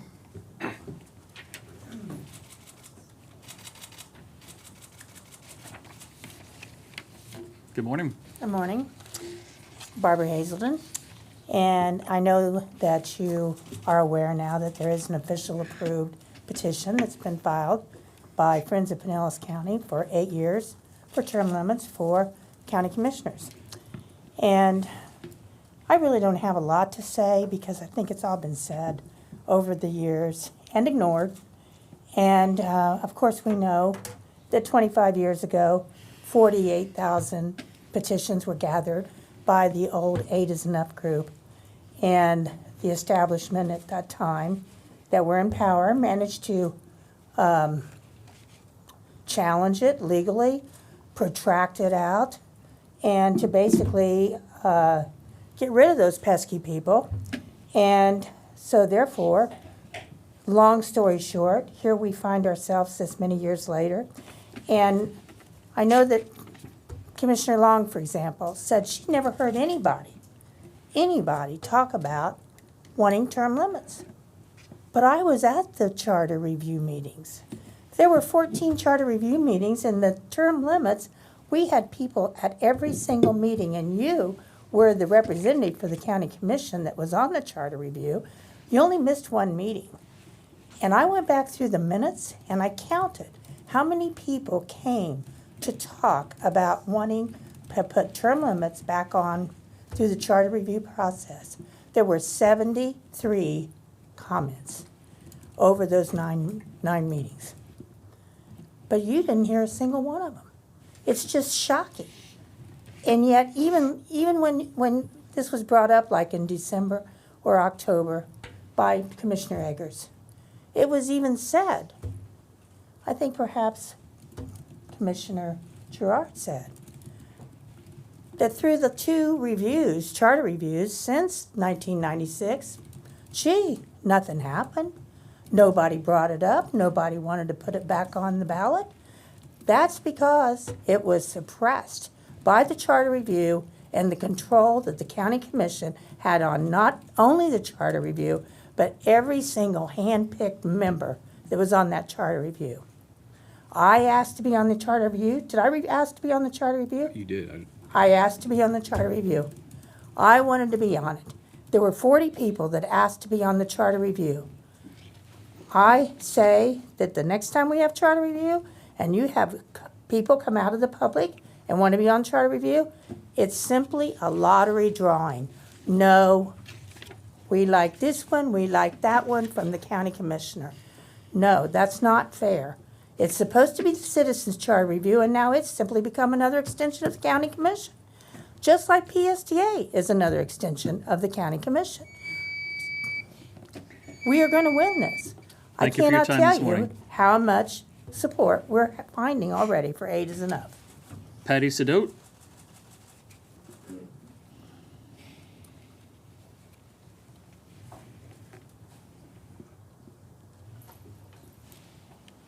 Good morning. Hope I got your name correct. Sidoti, but that was great. Good morning. Good morning, Commissioners. I'm speaking for the first time to this board, and we have an urgent matter. It's called voter suppression, just as Barb was talking about. When I talk to my family and friends from around the state of Florida, I've mentioned to many of them that, do you know that we don't have in Pinellas County term limits? And they look at me and they say, what? That can't be. I proceed to give them the lowdown. As Barb was mentioning, back in 1996, the citizens conformed to and abided by the rules by getting 48,000 signatures to get term limits on the ballot. They did exactly what they were told. When over 200,000 citizens, they voted for term limits, 73% of the citizens voted YES. Yes for 8 is enough. 8 years. But because of the legal language was omitted from the Constitution, term limits didn't go through. Because of a technical mistake, the citizens of Pinellas have to be paying the consequence for 26 years. As Barb mentioned, I too attend these meetings, and back in December of 2021, I sat in a meeting and I recall Commissioner Long mentioning, saying that she hadn't heard of any citizens talking or wanting term limits. I would call 73% vote shouting from the rooftops. Wouldn't you agree? Why doesn't anybody acknowledge this? I know Dave Eggert, thank you, and I believe Kathleen Peters perhaps has mentioned something. This is something, I don't know. They did what they were told and they won, but their votes are still suppressed. And these votes are coming from all political ideologies. It's not right, it's not left, it's not in the middle. So why are term limits important? Wikipedia says a term limit is a legal restriction that limits the number of terms an office holder may serve in a particular elected office. When term limits are found in a presidential system, they act as a method of curbing the potential for monopoly. So anyway, this monopoly is described as communism, happening in countries like China, Russia, Venezuela. I know my time is being limited and I'm not fast enough in speaking, but I'll get better at this. All I can say is this: we demand a stop of voter suppression, and we need to get back. We have to get term limits back on the ballot. And I don't know what you're all afraid of. So anyway, thank you very much. Thank you for being here. Mac Johnson.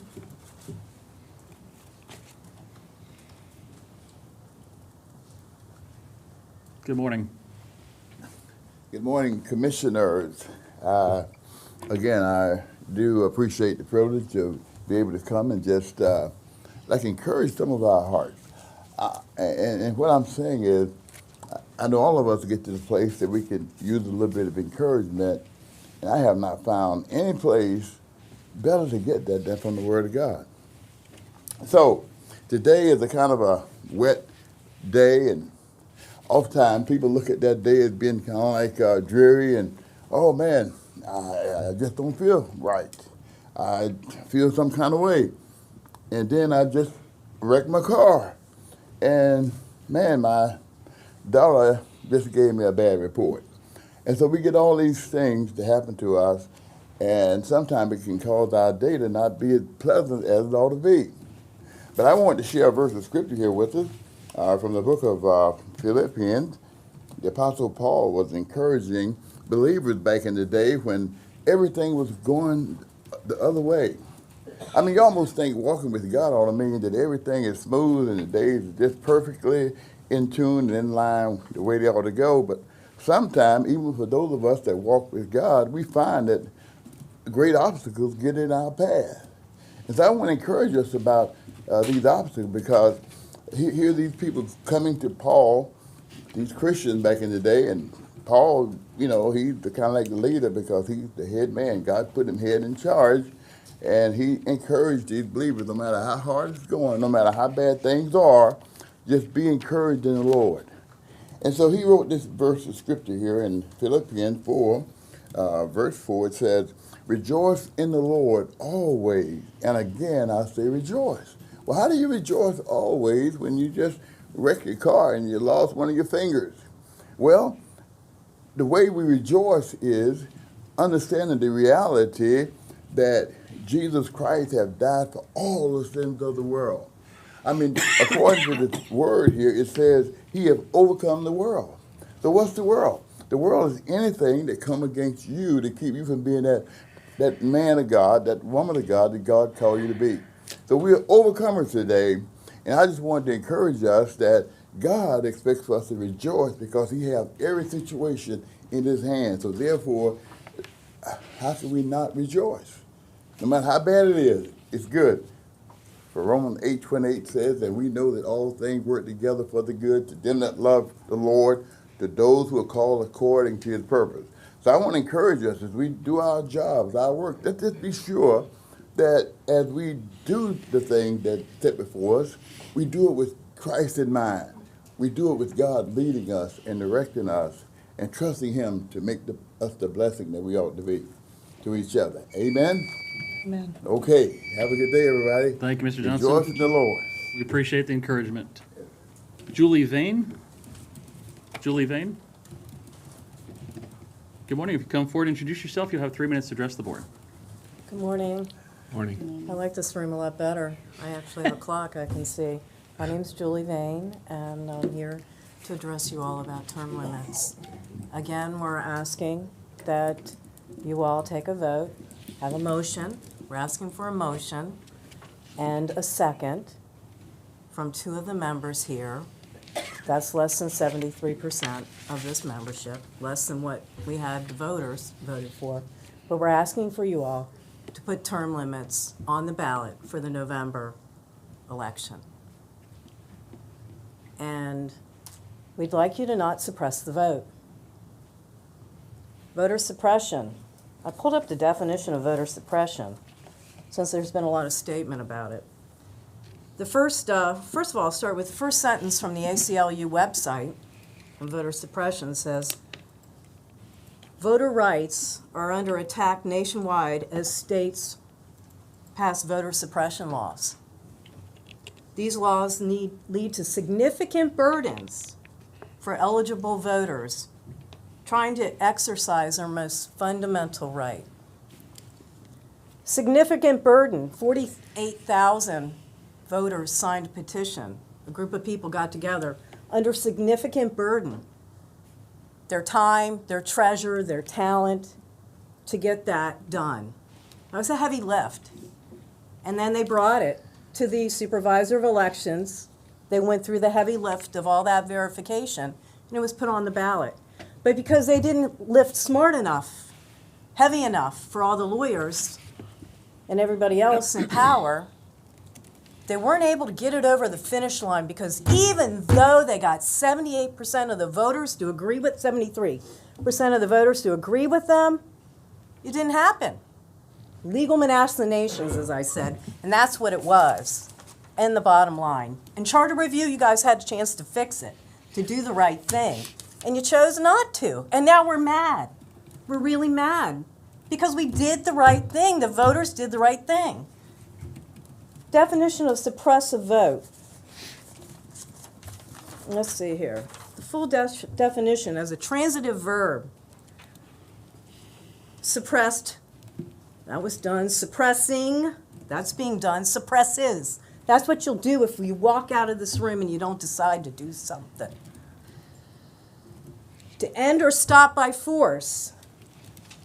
Political dissent was brutally suppressed. Suppressing a rebellion. To keep something secret, to allow people to know about or see. How you pick who's going to be on the Charter Review Commission. To not allow yourself to show or feel that you were affected by a vote. Don't suppress our vote anymore. Thank you. A.W. Simpson.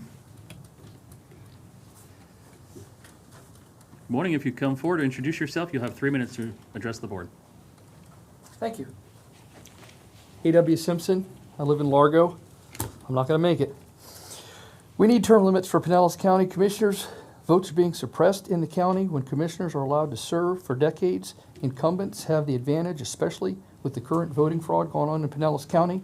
I was part of a team of grassroots Defend Florida Pinellas County volunteers that canvassed our county for the last 8 months. We uncovered many anomalies. There are empty lots with numerous voters registered, commercial property such as gas stations being used as voter residence. We interviewed many people such as elderly couples living alone who were surprised to learn that their identities were being used to vote in the last election, or there were other voters registered to vote in their homes. Our leader, Kathy Chamberlain, took these important facts to share on voting fraud in Pinellas at the Defend Florida press conference, which was held in Hillsborough in front of the Supervisor of Elections office on February 3rd. These are not one-offs, as Pinellas County Supervisor of Elections office told canvassers at a meeting last September.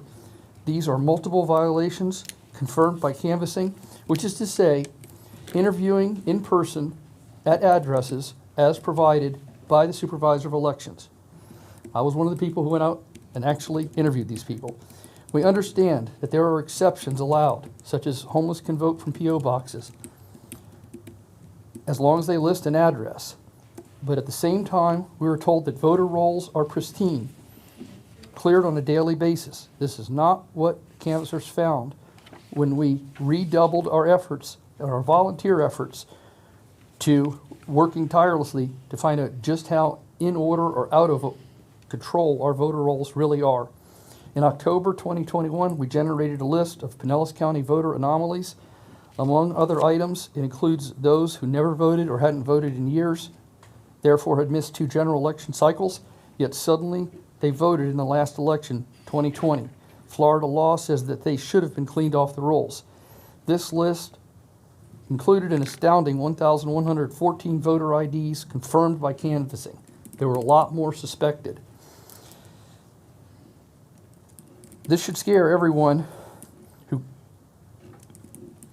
care about who gets elected to the various seats around the county and state. Just think about the ramifications if our elections are not secure. It doesn't matter which party you are, election integrity is the foundation of this great country. Kathy Chamberlain emailed the Supervisor of Elections in Pinellas over 5 times last year in attempts and has been unsuccessful in scheduling a single meeting or direct email conversation with Julie Marcus. A week ago, they reran the list using software to search efficiently to see how much had been cleared off the voter rolls. Thank you very much. Thank you for your time this morning. Ron Ogden.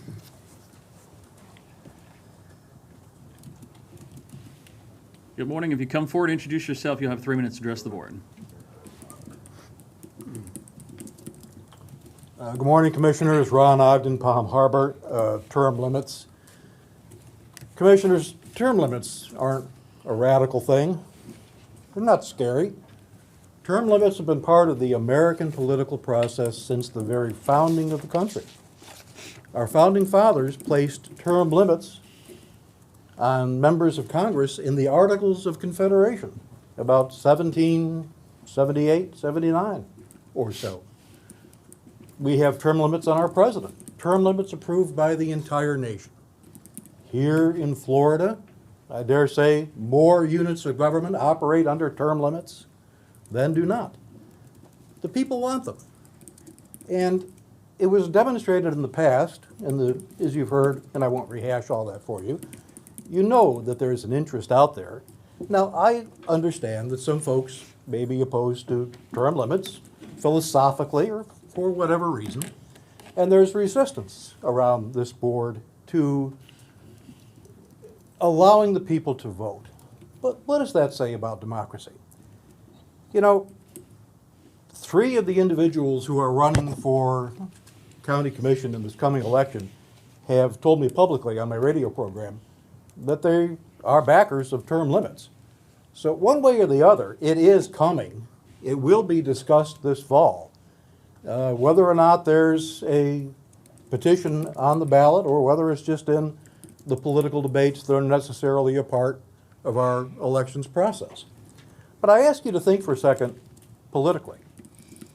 If we were to revive Commissioner Egger's proposal, get it a second, and at least have open and debate about what to do about his proposal, should it pass, look at it this way. You get to brag about the fact that you did it, that you responded to what the people want. And then leave it up to them. That's democracy in action. Commissioners, I encourage you, go ahead and bring it back up again. There's still time. Let's let the people decide. Let's let the process work. Thank you. Thank you, sir. We'll now go to our online commenters. Citizens to be heard using Zoom. First is Aiden Barnes. We'll unmute you and you'll have 3 minutes to address the board. Good morning. Hi, my name is Aiden Barnes. I'm living in Largo. Before I begin, I want to piggyback one of the past speeches. I want to make clear that 31,510 voters remain on the rolls today who have not voted at all since 2011. And from the date of the recent Defend Florida press conference on February 3rd, only 500 of those 31,510 have been even removed by the Pinellas Supervisor of Elections. So I don't know if anyone here listening today can fully trust that your vote is free and fair in Pinellas. We need term limits. One reason is the high taxation of Pinellas County residents. Milton Friedman once famously said, "I'm in favor of cutting taxes under any circumstances, for any reason, whenever possible, because the big problem is not taxes, the big problem is spending." This board is spending penny for Pinellas money, advertised to fund roads and parks, and instead building affordable housing units. Can this board give us a clear estimate of how many tens of millions of dollars in penny for Pinellas money is going to affordable housing? From my estimates, 80 million. I could be off. It's not very clear. Around 10%. This was never even discussed with citizens. Instead, the fine print was just snuck in on the ballot without people even noticing. In 2007, there was only a 15% voter turnout for penny during an off-year municipal election in St. Pete. This extra sales tax is forced on low-income citizens, whom it affects the most. It goes up for a vote once every decade in obscure elections. The most recent vote was in 2017. This time wording was added, land acquisition for affordable housing. When you go to the Penny for Pinellas page, it's misleading. There's no information I could find about the money going to affordable housing. I checked it last night. I only found out about this by accident because I watched the meetings. When you visit public parks, big signs state Penny for Pinellas paid for this. Same with the roads. Is there that same sign in front of the brand new $17 million office building in St. Pete built with Penny for Pinellas funding? Are there signs saying Penny for Pinellas paid for this in front of all the new high-rise affordable housing buildings going up around the county? I just watched the workshop. There's some going up in Largo and Clearwater. They might even be in your neighborhood soon, if anyone listening. This board misled the public into voting for Penny for Pinellas while hiding the fact that a large portion is actually going to this. This kind of deception does not make me feel like I'm speaking to a representative government, more like a monarchy. You think you know better than we do about where we want our money to go. This is not representation. This is why we need term limits. Thank you for Affordable housing. You've reached your time. Thank you, Ms. Barnes. Thank you so much. Next is Stacy Geyer. Good morning. You'll have 3 minutes. Hello. I know. Ms. Geyer?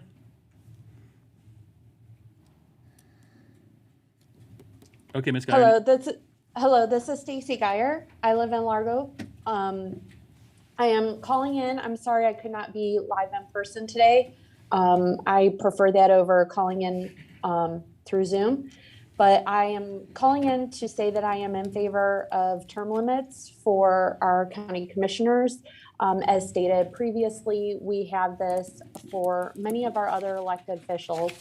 And I believe there are so many benefits to term limits that are just far outweigh the costs involved.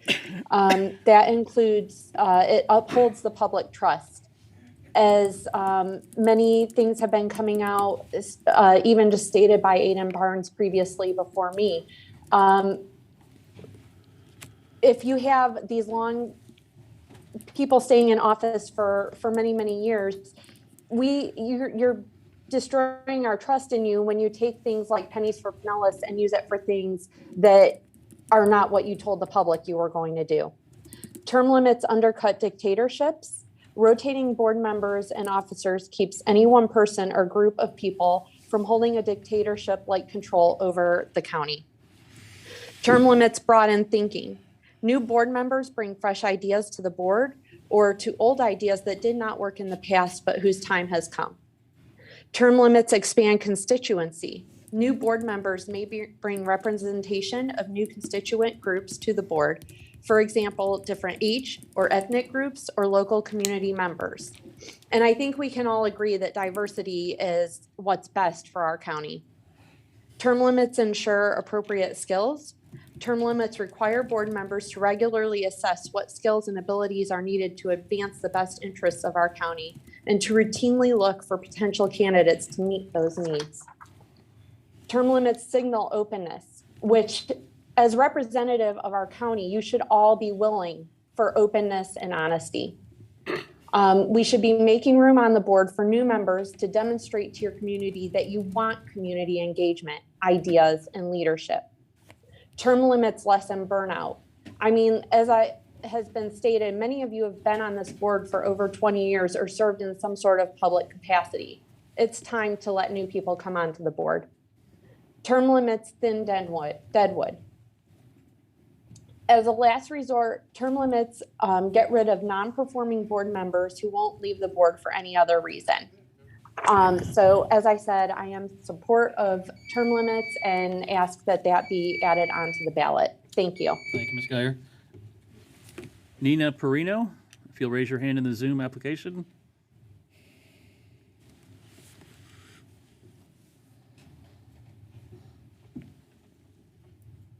And we'll unmute you.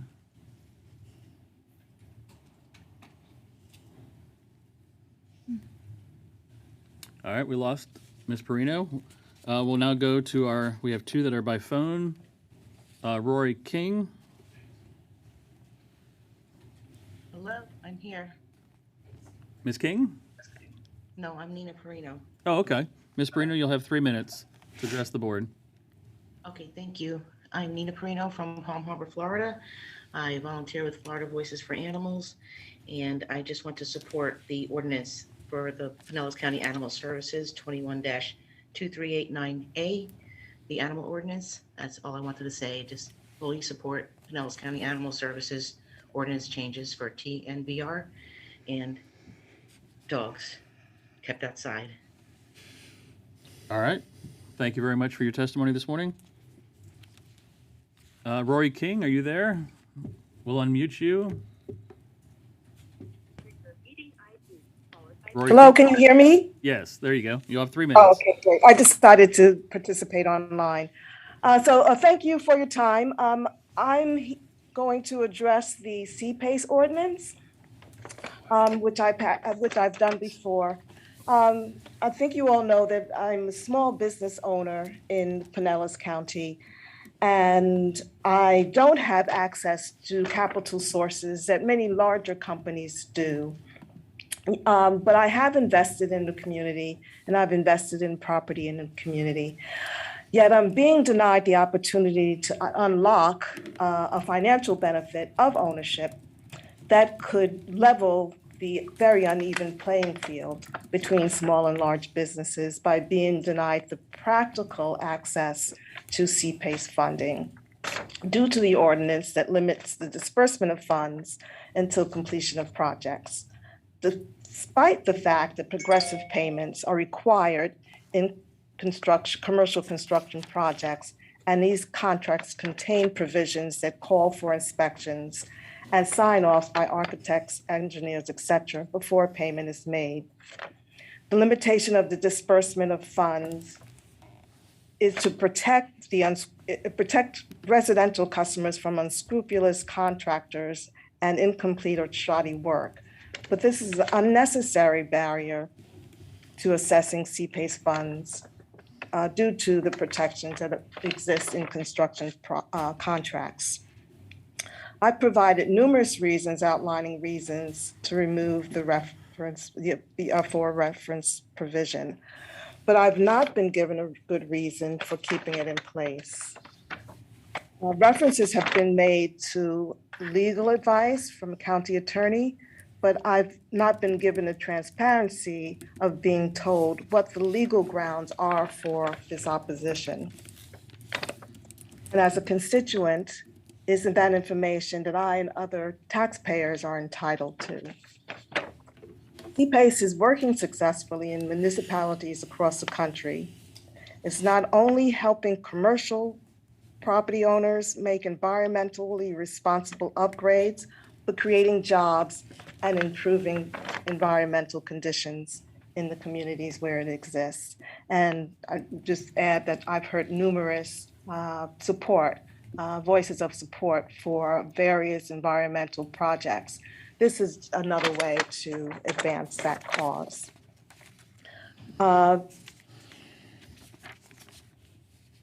Given that it is in use in other communities is proof positive that it can be an asset when properly applied. Certainly, there is a way forward to make CPACE viable in Pinellas County. So I implore you to find a way to make CPACE a viable program. Not doing so is hurting the people you're here to help.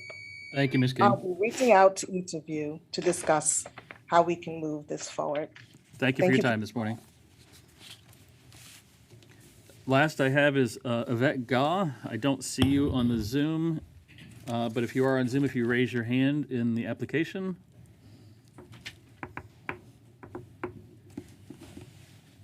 All right, we will move on. That's all I have for public comment. Thank you for being with us this morning. Commissioners, we'll move to item number 8, the consent agenda. The consent agenda has one item. Does anyone want to remove that item from the consent agenda? Or is there a motion to approve? Move approval. Second. Motion by Commissioner Gerard, second by Commissioner Long. Clerk will open the voting board.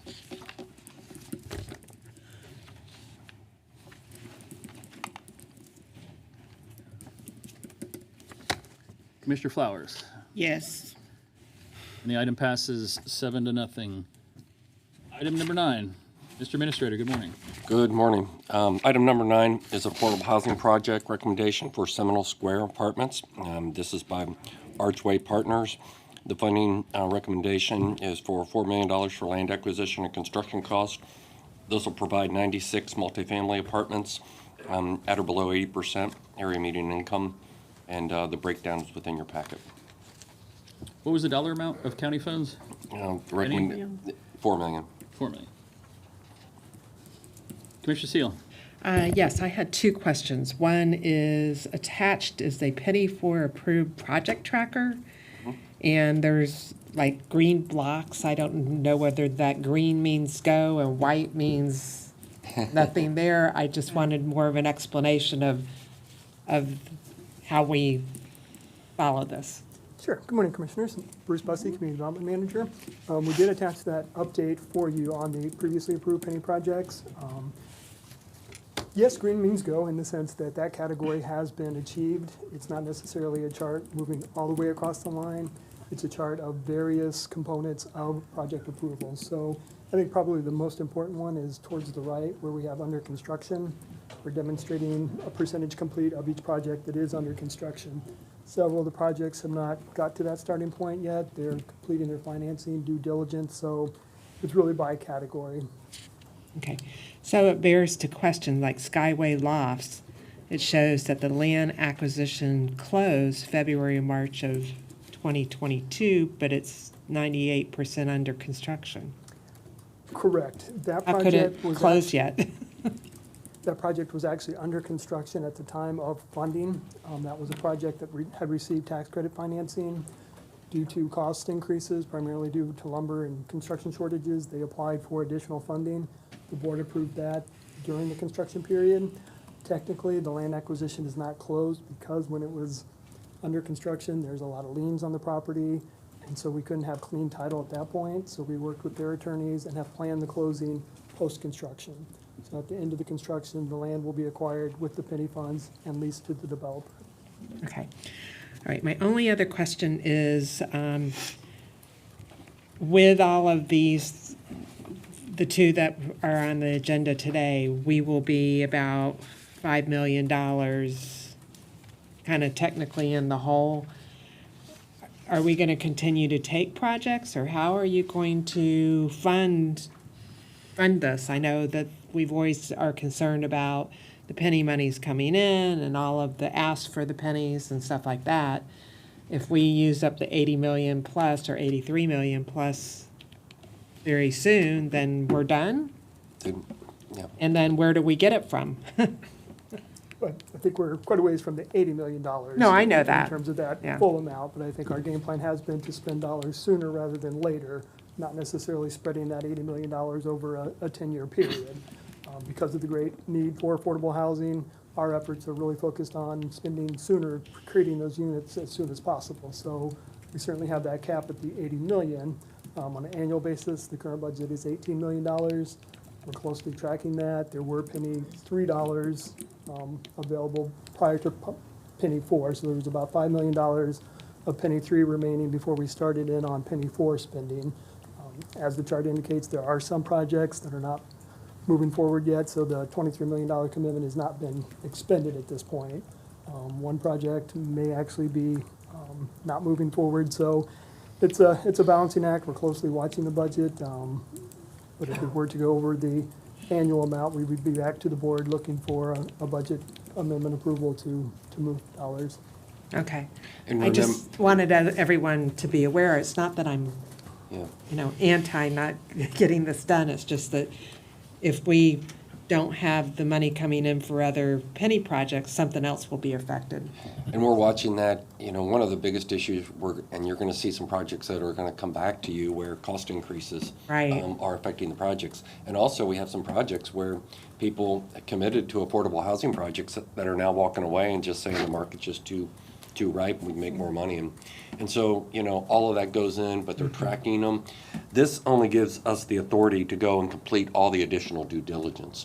And so there's several steps beyond this initial approval, but they are tracking the funds, the amount of funds available, and the projects as they go along. And they'll continue to provide that update, but we're doing a continuous cycle. Rather than having, these opening up, twice a year, because projects get, especially now, it's very fluid, with these different projects, so. Okay, thank you. Further questions? Commissioner Eggers. Yeah, thank you. This affordable housing or workforce housing, we heard the City of Oldsmar's presentation earlier about the needs for workforce housing. And so I think Ms. Barnes brought up an issue that this item wasn't discussed publicly. I think we talked about it quite a bit publicly before it was put on the ballot for voting. To her point, though, I think now that the state has changed, that we now have to do these on even numbered years. So that kind of vote back in 2017 in the future will have to happen on an election year, which by definition brings more of the county into the discussion on a practical level. So I understood what she was saying a little bit, but there was a lot of public discussion about the housing component. I guess my only comment would be just to continue keeping us apprised of the projects that have been approved, what types of housing they are being contemplated, and what the mix is. In other words, it's not a standalone. It's mixed in with other market rates and that kind of thing.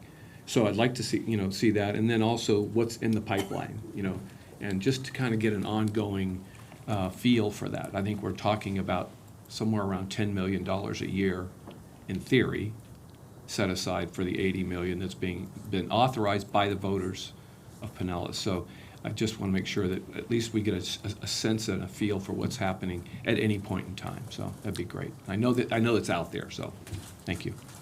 Further questions? Yeah, I would say the affordable housing component of the next penny, or this penny, was more discussed than any other issue of the penny when we were going through that process. Further questions? I do have one member of the public.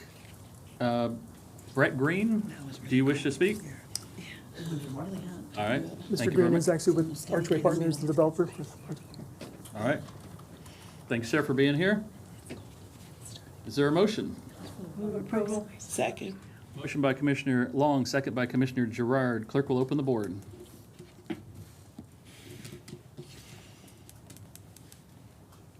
I'm a yes. I'm still not working. Passes unanimously. You are down? Yeah. The clerk added They her. did it for me, yeah. Commissioner Peters, Commissioner Long, should members will proceed to vote. Will that kind of bring things in your head, or is that a little PTSD from Tallahassee? What? Clerk will open the board. Members will Oh, proceed to vote. yeah. Item number 10, Mr. Administrator. This is another affordable housing project for Blue Dolphin Towers by Blue Sky Communities. This is in Clearwater. You can see that it's 81 multifamily affordable units at or below area median income, 80% area median income. The funding recommendations, $2 million for land acquisition. Recommended funding sources, it'll be a partnership between State Housing Initiatives Partnership Grant and the Penny for Pinellas for a little over $1 million. Questions, discussion? Move approval. I'm sorry. Go ahead. No, just trying to make sure I understand. I was just looking through the notes, and this is going to be a mixed-use development in terms of types of units that will be in there, or is this? No, this is 100%. Just affordable housing. Mr. Bussey. And we also Good. it seems like it's some that are less than 80, or they're all less than 80%, but even some are more restrictive. So. Yes. It will not be a mixed use. It'll be a mixed income development. It's located on a former fire station site in downtown Clearwater. That's what I. And so the city of Clearwater is very supportive of the project as well. They're contributing $2.4 million to the development. Our city staff is here with any questions about that funding.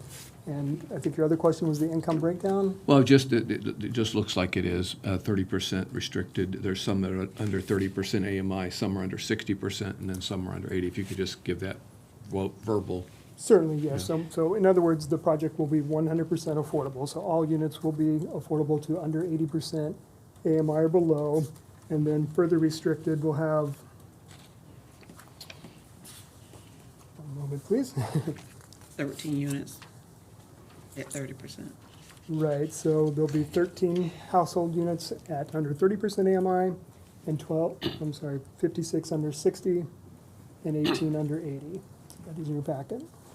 That breakdown in the scoring. Thank you. Appreciate it. Commissioner Seal. Are we acquiring the land from the city of Clearwater? Yes. And we're paying for it? Oh, I'm sorry, no, I'm mixing my projects. These would be construction funding dollars.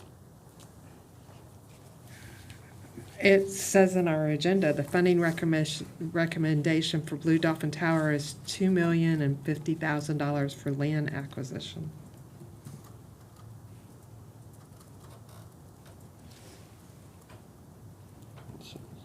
Yes, the money will go towards the land acquisition. I apologize for the mistake, and the the two are different, and so the property is owned by the city of Clearwater.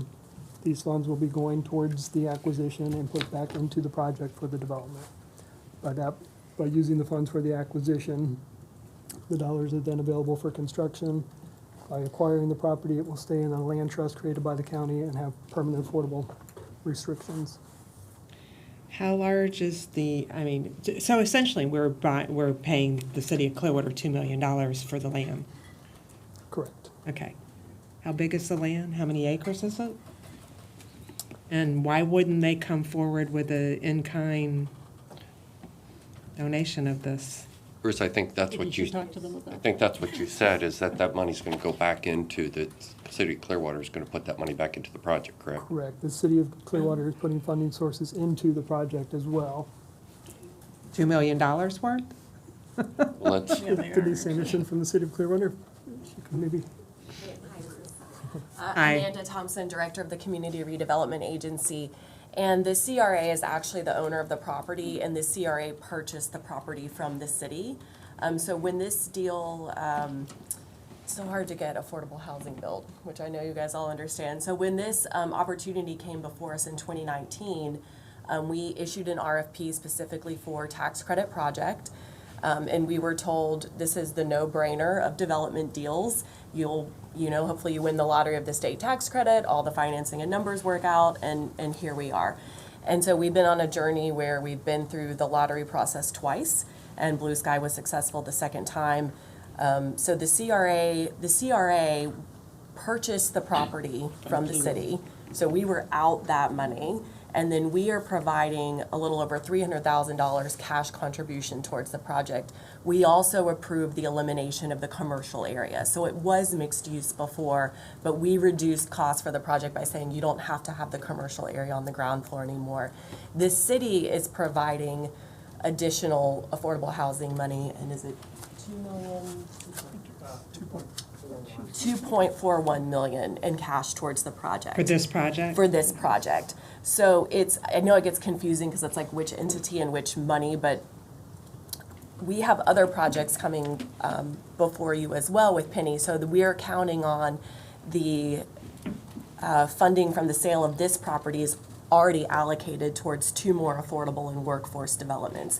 So we couldn't go back and change this deal to say we'll just forgive $2 million because we've already moved down the path of putting that into other projects that are coming before the South Washington project, which we've been working on, and now the Clearwater Housing Authority will be a part of.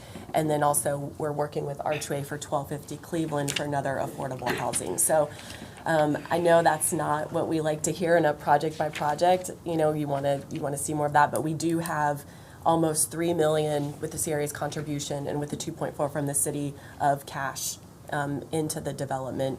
We also eliminated the commercial area, and we're committed in our CRA to continuing more affordable housing, which you'll see in the 2 other projects. Thank you, Amanda.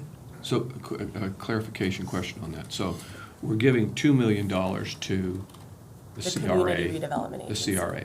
They're using $300,000 of it on this project. Correct. And the balance of the $1.7 million is going to be used for? We'll put it back into housing. That would be my recommendation, Ultimately, that would have to be approved by the city council, who are the CRA trustees. So we go through just like you do budget amendments. When that money comes on the books, then we'll have to put it into the various project funds. I may have misunderstood. I thought you said you were putting almost $3 million into this. The city of Clearwater is, but I was talking about the CRA. CRA specifically. The CRA piece is they have an additional $1.7 million of taxpayer money, and I just was wondering what they were going to do with it. Okay. And there's no guarantee at this right now that they're going to use it for housing. She's recommending, I think Amanda, you're saying you would recommend it, but it's not a requirement. Right. I have no reason to believe that wouldn't happen, but again, I'm not the final decision maker. Are there enough projects that are coming from us in the CRA to use that in the CRA area to use some of that 1.7 million? One project that the board's previously approved was Washington Avenue apartment project. And then I do believe they've got other applications. We don't have any other applications at this time in that area. I would certainly be interested in amending anything we do to make sure that it's used for affordable workforce, any of that type of housing. I would agree. Further questions? Yeah, I think clarity on the funding streams on any of these types of projects when it's not straight, a straight line on a flow chart. We might want to talk a little bit more at the workshop prior to the actual meeting so that we don't have these kind of questions prop up when our time crunch. Further questions? All right. Is there a motion for approval? Second. Motion by Commissioner Long, second by Commissioner Flowers. Commissioner Eggers. Just on that point of restricting the use of the $2 million to housing, that's something I'd be interested in putting in that motion. Is that something that we can? I would like to see it done. So, County Attorney. If I'm understanding correctly, you're talking about the $2 million.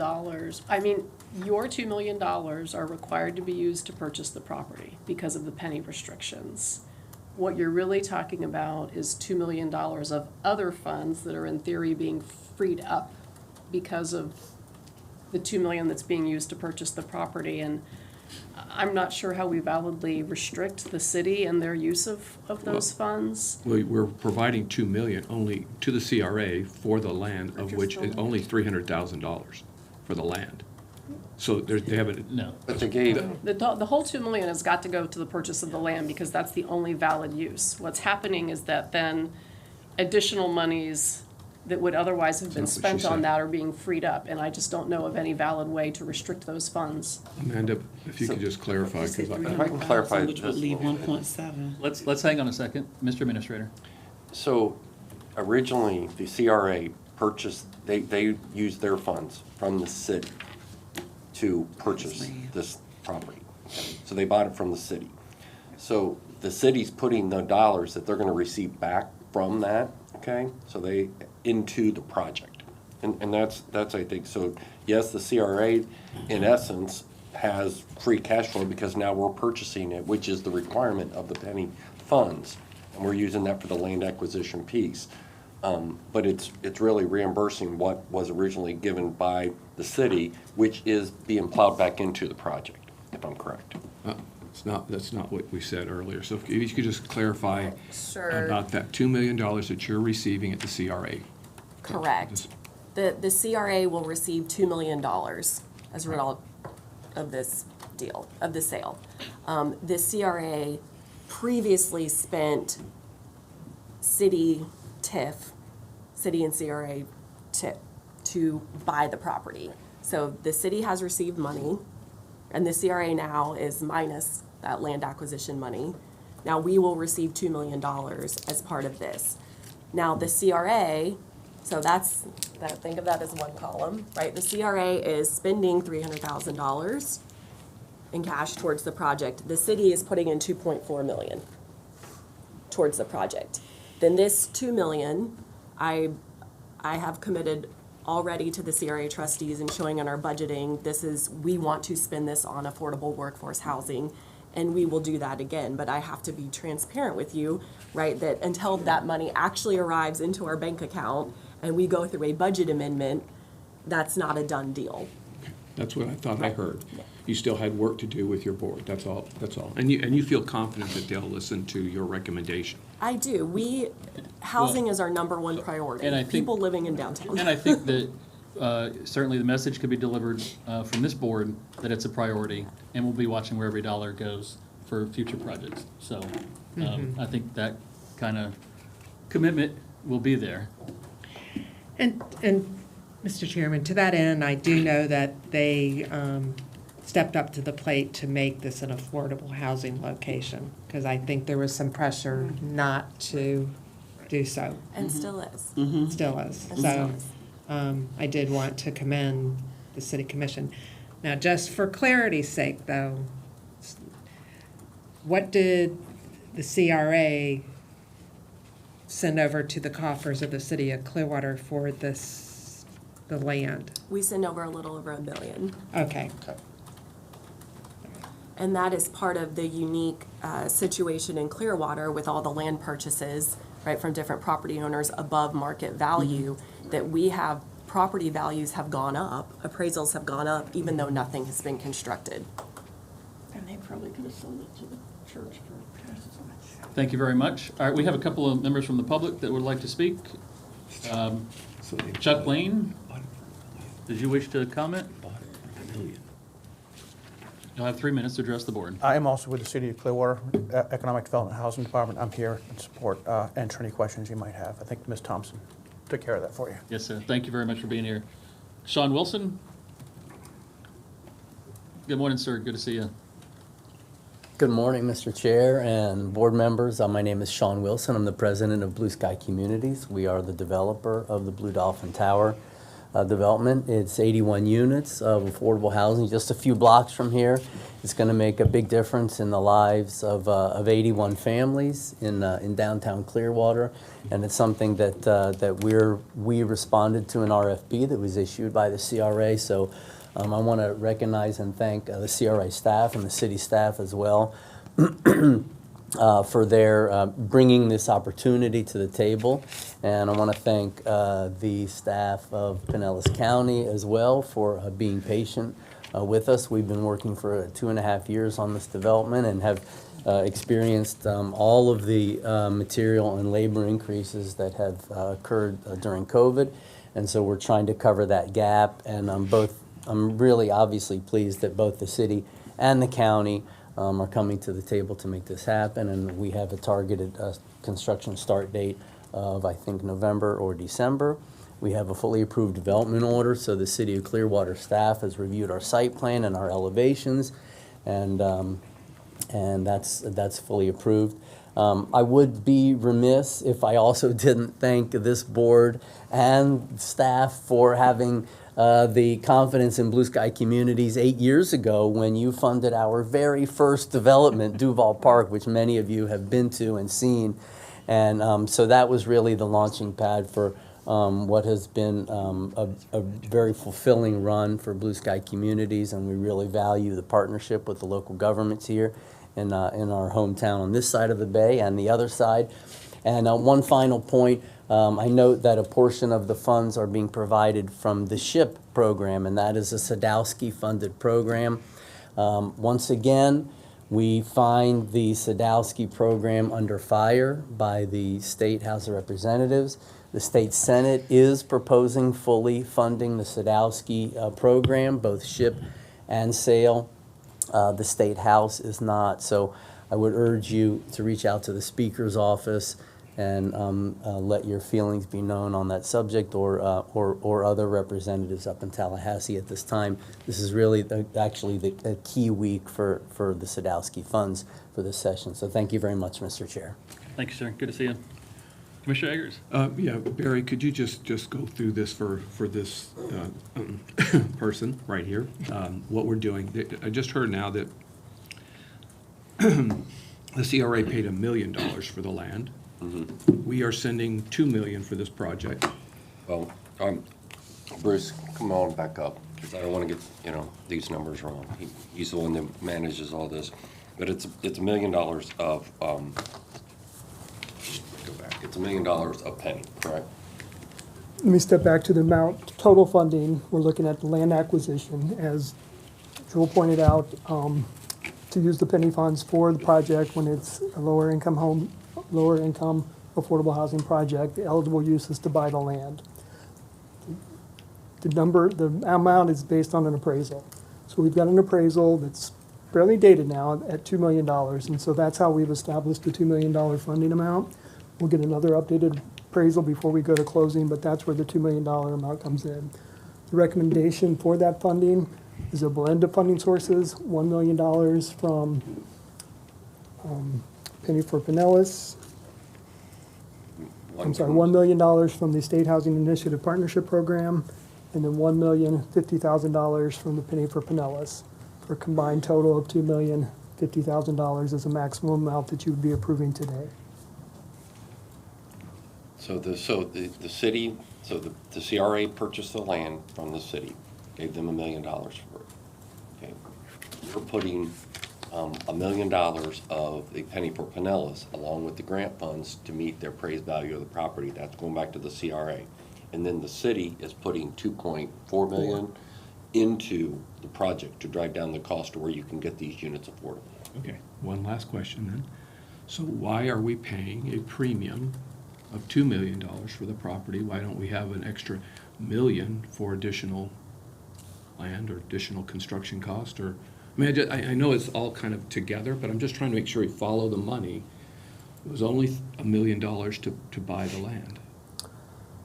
If we were to pay $1 million, then the overall project would have $1 million gap in being able to move forward. And so basically it Because wouldn't of be the- able to move forward. So in part of this, we're filling a gap. It was a $4.5 million funding gap over the last year due to construction pricing increases, contractor shortages, and those kind of things. So there's really a over $4 million funding gap from when the project was initially financed and received funding from the state. So they went to the city of Clearwater and sought additional funding. They've reduced their developer fee. They've acquired some additional private financing. And sort of that last ask was for the county for $2 million. With the penny funds, we can only buy the land, and so we're looking at that as the forum to use those dollars. The land's valued at $2 million, so that's kind of, once all the chess pieces are on the board, how we recommend utilizing county funding. I think that piece, what you just said, the land is valued at $2 million. Per an appraisal that's almost a year old, so I think when Okay, we get a that's- new appraisal, I it'll think probably. that's the difference of where the concern was, correct? That's part of it, yeah. I mean, we're trying to make the project happen. That's what we're trying to do. Trying to make the project. There's no way we would try to pay appraised price when they would take the $1 million for the land reimbursement. We're just trying to justify it by paying quote-unquote appraised price on this project, because that's all we can use our penny for. And it frees up money elsewhere for the overall project. Correct, and we're utilizing SHIP funds as I another gotcha. eligible use for that. SHIP. Mr. Chair. Yes, ma'am. For the tax credits that you all receive finally, because it's great competition, people literally sleep outside the door waiting for the doors to open. But what were you all able to ascertain for your tax credits from the state? Or, because I think she did say you were able to receive tax credits on your second try. Correct. Sean Wilson again from Blue Sky Communities. I believe that the amount of federal subsidy that we're going to raise through the tax credit program is about 17.6 million. And that may be in the backup, the exact number, but And that's off of the it's a substantial 28.1 number. for the total cost of construction? Yes, ma'am. Okay. And so that just helps buy down the cost per unit for construction, which would then allow for the 60 and the 80% AMI that you're going to utilize for these 84 units, or that you ask for the 84 units. I was just And we're curious. also borrowing as much money as we can on the open market. Blue Sky believes in leveraging the government dollars with as much private money as we can, and so we're doing that as well through Raymond James Bank. And I'll just make a comment, Blue Sky's been doing a lot of affordable and workforce housing in its projects in a number of our communities throughout the county. And so much like Habitat and the CDC of Tampa and so many others, the number of developers is getting smaller who actually will build at this rate. Oh, yeah, so I'm happy when someone takes a bite of our apple and want to try and make it happen. I understand all the questions because it was a little confusing, but I see exactly where the dollars are going in order to help buy down the cost for construction per unit, which then keeps you within the 60 and 80% AMI for these 84 units. Further questions? Commissioner Gerard. Just a comment. I just wanted to say Florida League of Cities is in Tallahassee these 2 days, and I let some people know that they should mention Sadowski. Thank you all for being here. We have a motion and a second, I believe. I think so. I made a second. I made the motion. Yes, she made the motion, I made the second.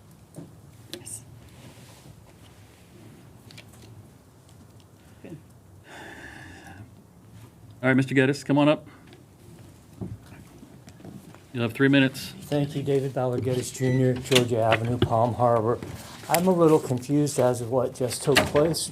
Nothing's taken place yet. We haven't voted yet. Okay, thank you.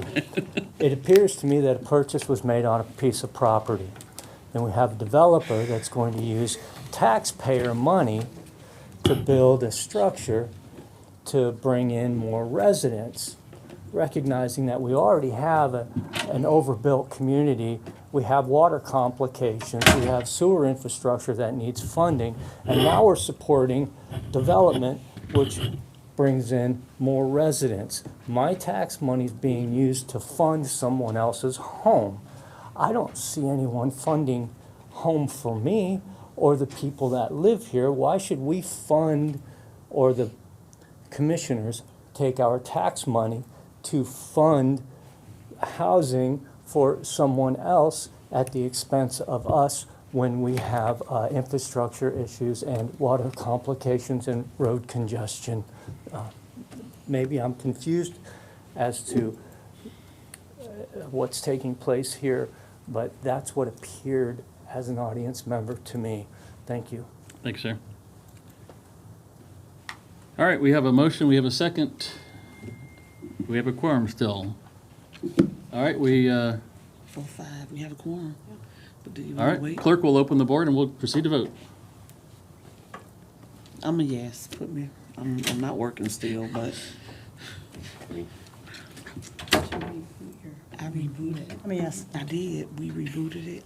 I went completely out and in. He came up. Eggers. Mine's isn't coming up either. So I'm a yes. Peters is a yes. PSTA, it works fine. The item passes 6-0.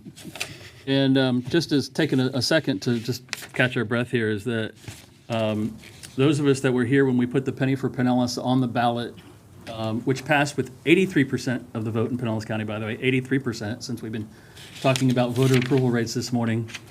And there was probably not a single issue talked about more than housing in Pinellas County. And things haven't gotten drastically better since 2017 when we started this conversation. So what we've done today, with an investment of $5 million out of the $80 million committed by the Penny for Pinellas for the decade, for the entire decade, we took a step today to make sure that 177 families in Pinellas County would have a better opportunity to have a place called home. And that's what we did. That's what the voters have asked us to do, and that's what this commission is committed to do. So I appreciate your support this morning. Item number 11. Hallelujah. It's the award of a bid to Suncoast Development of Pinellas County. This is for our 2022 to 2024 countywide ADA sidewalk and work order for sidewalk drainage and roadway improvements. And this is in the amount of $19 million. Quick question. Commissioner Eggers. And that'll catch us up, Barry, on all the backlog. And I know we're already working This is on different. This is different from the sidewalk issues. it. Oh, it says sidewalk, so I didn't. This is ADA. type Just improvements. ADA sidewalks? Sure, I'm clear. Kelly's running, so. Or just give us an update on that piece of it then. Sure. So this is a companion piece to our road resurfacing program. As you guys are all aware, when we resurface a road, we have to bring all the sidewalks up to into compliance with ADA. So this contract supports our road resurfacing program. We bring those sidewalks up. We address any drainage issues, curb issues, vegetation that needs removed out of the way before we start the road resurfacing. And then separately, we're catching up with other sidewalk issues. Correct. The additional funding that you all approved, we are doing very well. We're over 45% complete with that work. So we're really excited awesome. about that. And Since October. so thank you so much. The crews have been working really hard. Our contractor has been amazing. I hope, Barry, on in-service day, you can get out there and say hi to some of those folks out there. So that work is just going so well. And then you also approved some additional funding so that we can add some additional resources so that we make sure we don't get back here again. So Thank you. wonderful. Thanks. Further questions, discussions, or motion? Motion to approve. Second. Motion by Commissioner Eggers, second by Commissioner Flowers. Clerk will open the voting board. Members will proceed to vote. It's like ingrained. Commissioner Flowers. I'm a yes. Oh, you Passes did. unanimously. Item number 12, and Commissioners, we just have a few items left. It was my intent to just push through instead of breaking. As we move forward this year, if there's you all can look at the agenda and look at the pace, and if there's a desire to break, please speak up. Item number 12. This is a cooperative funding agreement with Southwest Florida Water Management District for the Curlew Creek and Smith Bayou Watershed Feasibility Study, amount of $361,000. Move approval. Second. Motion by Commissioner Long, second by Commissioner Gerard. Commissioner Eggers. Yeah, just a quick question, somebody's here. I'm assuming this plan will address flooding and erosion. Obviously, those are problems that we have all over the place. And up in the Smith Bayou watershed, obviously there's some real erosion issues and some flooding. This is a study for that area and the Curlew Creek area. Yes, so we completed the watershed management plan very recently. And what this does, I mean, the water, obviously those areas are really huge.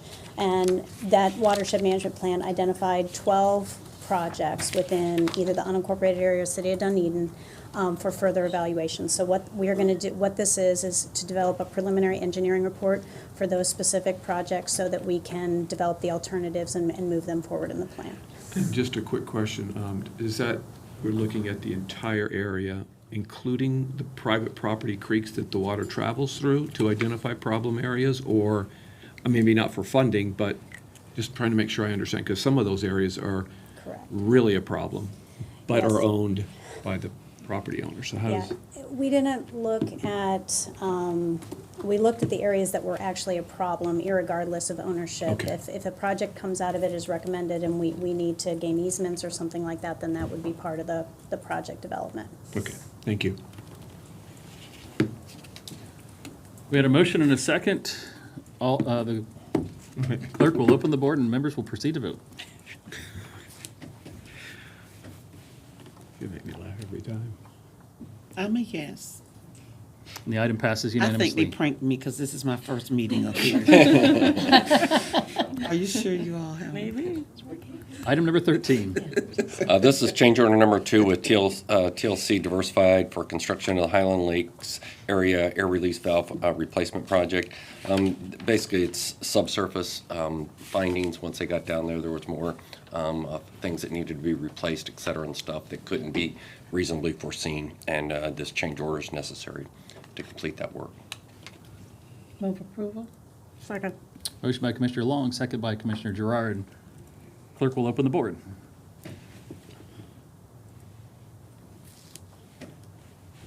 I'm a yes.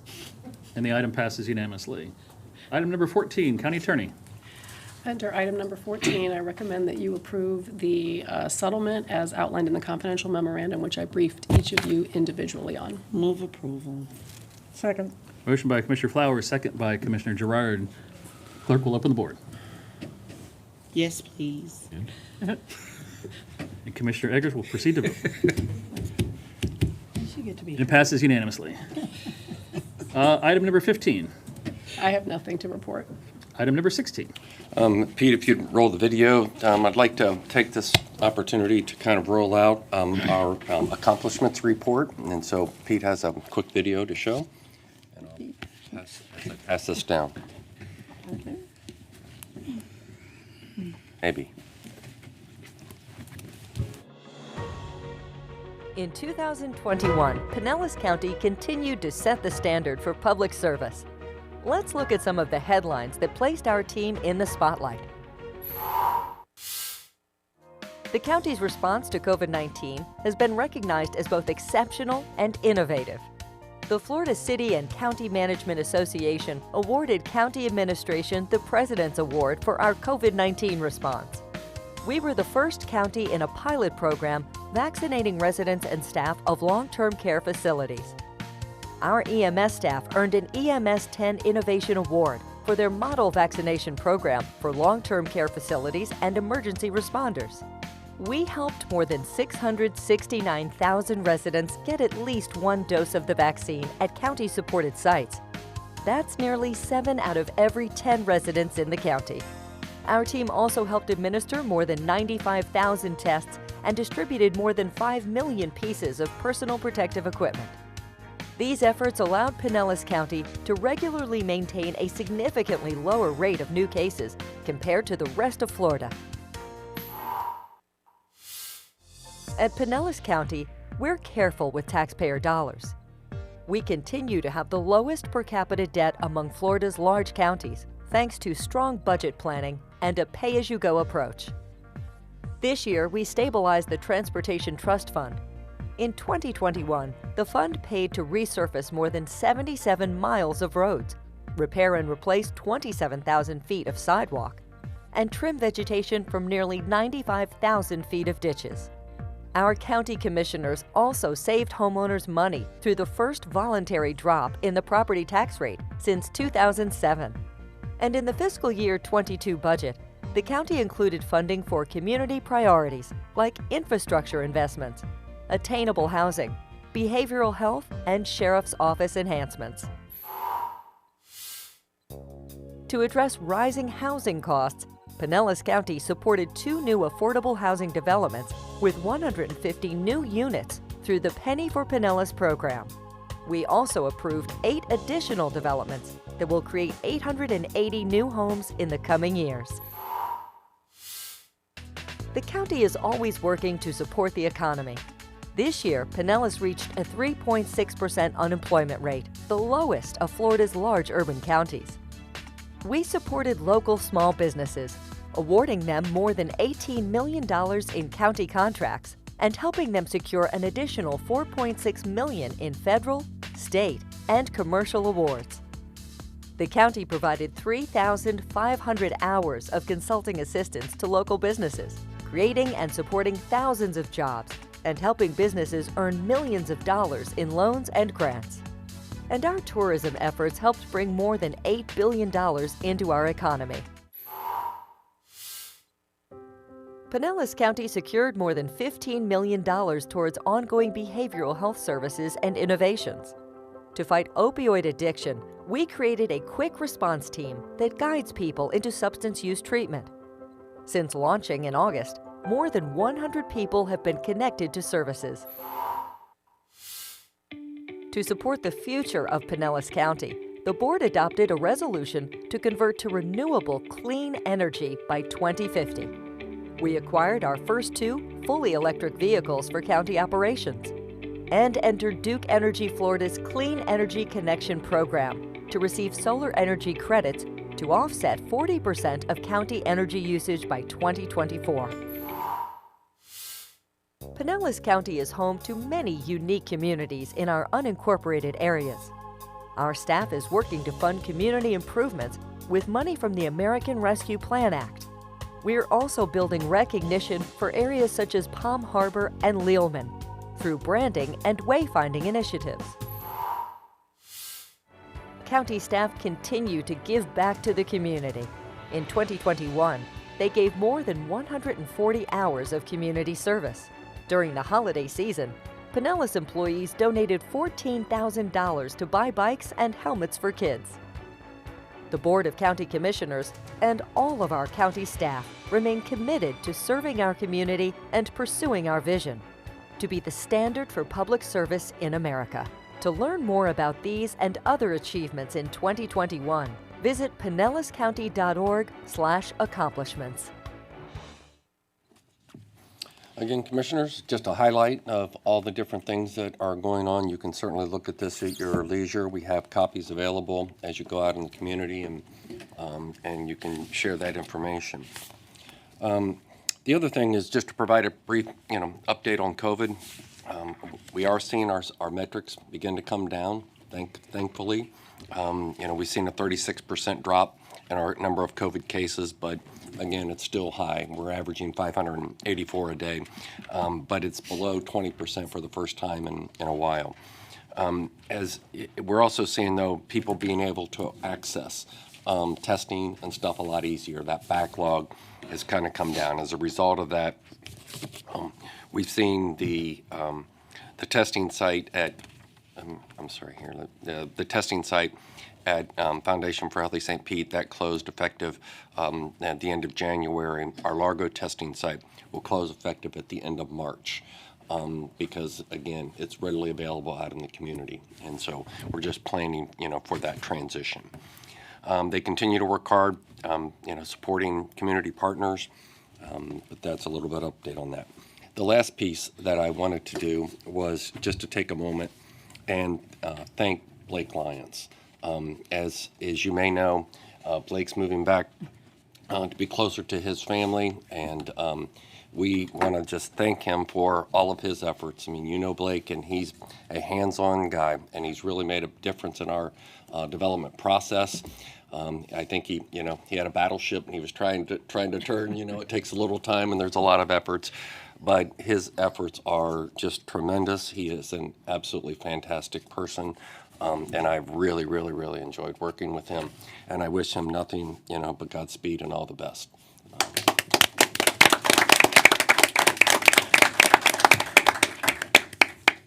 That concludes my report. Thank you, sir. And Mr. Lyons, I think you would have 7 folks up here that would agree with the administrator and express our appreciation for all your good work. So we wish you nothing but the best, no matter which wrong coast you're going to. Commissioner Eggers. Thank you, Mr. Chair. I wanted to add my thanks to Blake. He's been an absolute delight to work with, and for the residents of this county. I just can't tell you how many folks have called me to tell me that because of your approach, because you listen, because you have a sense about you, because you go out into the community and talk to folks, it is less daunting for people. But I've also had a lot of people in the commercial world call me this week, with their own concerns, because as the county administrator said, we're moving a battleship, and it takes time to get there, and the cultural changes and the technology changes, and all of that is ongoing, and you've been right there helping us and bringing a balance to every single development that comes forward, and really, I don't know, folks that really need that hand-holding, and I'm talking about business owners.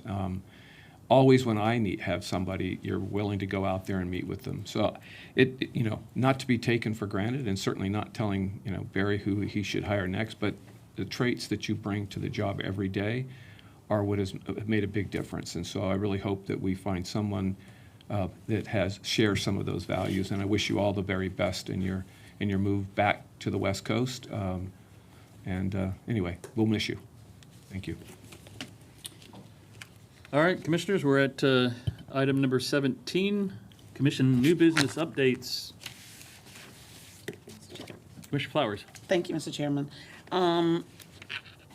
We will actually have a T-Barter meeting, so hopefully I'll have some good information to bring back. We didn't have a chance to meet last month because of a quorum. The meeting was scheduled to be in Manatee, so I'm hopeful that some of the things that we've had on the burner that needed to be voted on for the first phase of development the vote will be taken affirmatively, and I'll be able to report that off to you all at that time.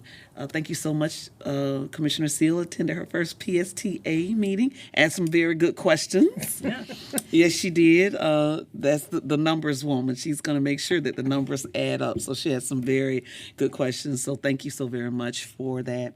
I just wanted to reiterate that I'm really excited about the housing conference that's going to occur with our Assistant Deputy Secretary from the United States Department of HUD, Alan Williams.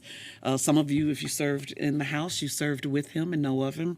Yep. So I'm really excited that he'll be down here as our keynote speaker, and a few commissioners have signed up to attend. So I think he will be you'll be very enlightened from the breakout sessions and whatnot. I have distributed that information to all of you all.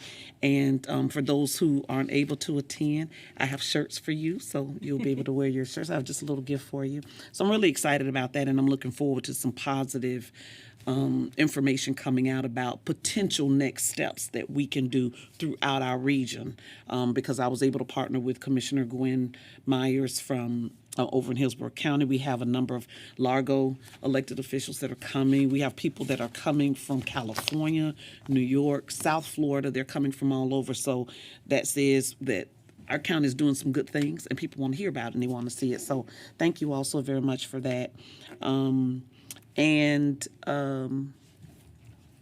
Thank you so much for the email. We all received that email about the consideration and looking at the hotel motel usage for those individuals.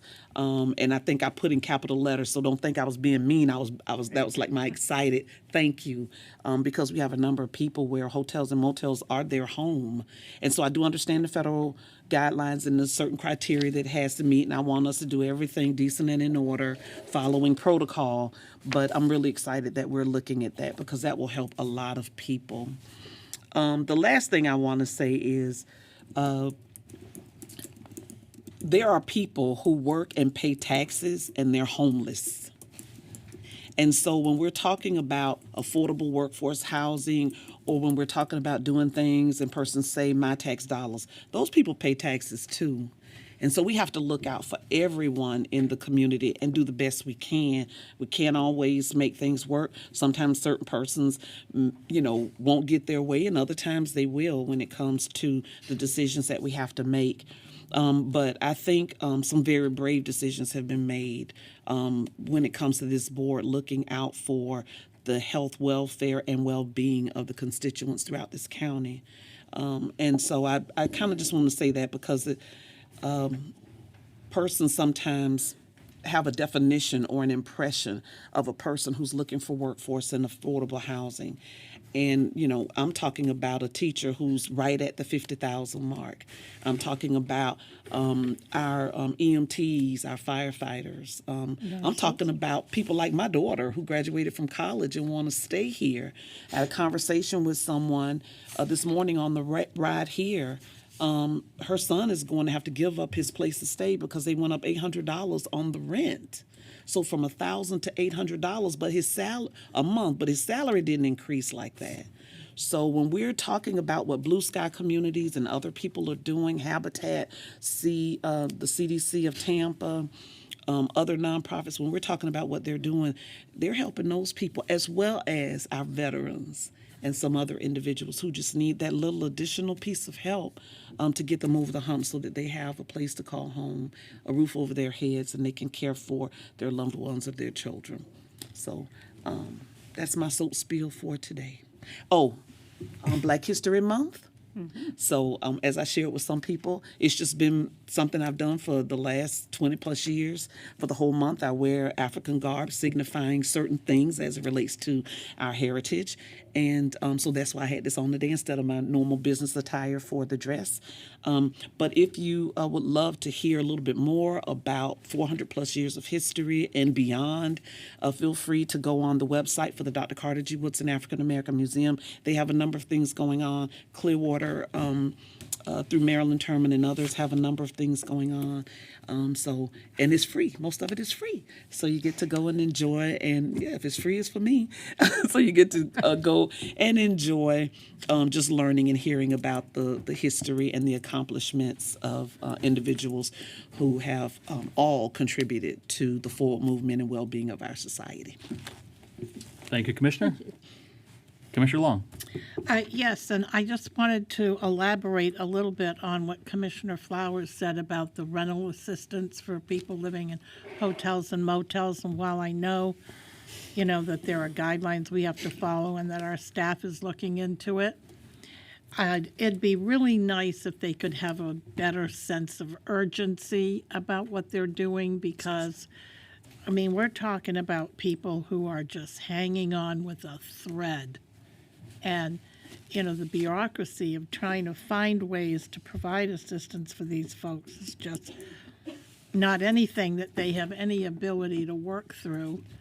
And having a sensitivity to that is just critical in my mind. I'm sure you all read the article about the woman or the husband and wife that were highlighted in the paper on Sunday. That was just heartbreaking, just heartbreaking. So, the whole thing makes me just furiously mad. The county with so much wealth that we have people struggling like that. Okay. Oh, and for the clerks, If you would be so kind as to register my yes vote on item 10. I was trying to get back through the door, but my little thingy here wouldn't make the door open. I'd be grateful. Thank you. We can make sure to record that. Thank you. Thank you. Anything else, Commissioner Eggers? Yeah, first of all, appreciate some of the comments about the housing. There are a lot of folks. We got contacted by somebody from Oldsmar who is really on the edge. They do everything, quote, right. They pay their bills. But there's finding it hard to get help to make sure that they don't become another victim of a housing issue. So there's a lot of folks like that. A lot of people are within that one paycheck of having issues. So it's not an easy solution. I understand it, but we ought to keep doing it a little bit at a time. And again, the project in Oldsmar, adding that amount of housing at the upper end starts to free housing up at different levels as well. So I think we can start to see some benefit there as well. So we're going to keep working at the top end and keep working at the, on all the different levels of AMI. So I think that's important. One of the folks that called in about Pace Commercial, and I sure would like to look at that. I would venture to guess that we probably have done none. We may have done one or two. I don't know. Not done any. Yeah, and the issue of helping, you never do a construction project without, occasional payments throughout the process. You don't have the money to put it all at once, and banks don't lend it that way. They lend it as project is completed. So I certainly would like to revisit that again and see what we can do to address it. There are probably some restrictions on it, but if we're going to have the program, then we need to make it accessible to our businesses. If we're not going to have a program that works for anybody, then we can might as well get rid of it. But I think we can do something better than what we have now. So I look forward to that conversation. And then let's see. The only other thing I was going to bring up is what I brought up before. I asked the county attorney when I can put an item on the agenda for discussion again at a commission meeting, and this would be about term limits in light of the fact that we now have a petition process in the works. I thought it might be a good idea again to have that discussion at a commission meeting. I'm not going to do it today, but I am going to bring it up at this time at the next meeting for conversation. And again, I think some of the points that were made today are so incredibly important. About giving our residents a chance, a voice, again, that they had once before. Helping them through the process of not having to go through that arduous process to get now 60,000 votes, signatures for the petition to get on the vote. I'm talking about a proposal that I brought forward, which was 3 terms, and I know that the one on the ballot's going to be 2 terms, or their effort is going to be for 2 terms. So I just thought because of that, it'd be an opportunity for us to look at it one more time before we get into a time crunch. So I will be bringing it up at the next commission meeting at this point in the meeting. Thank you. That's all I had. Thank you. Commissioner Gerard. Yeah, just to go back to the housing issue again, I just wanted to point out that it's discouraging to hear people talk about affordable housing like it's not something we need and like it's a frivolous sort of thing that we do. We have an awful lot of disabled and elderly people, in addition to young families with children. I have a personal friend who gets $800 a month in disability. I mean, go figure out how to pay an average rent of $1,700 even for a 1-bedroom house. Our housing prices in this county are growing faster than any place else in the country. And there's no stopping. It just keeps going up. So, I mean, I don't know what we can do about that. I did want to ask about, we've had some people say that they made application for apartments and then the rent changes before they even can, put in a deposit. And I'm wondering if there's some kind of,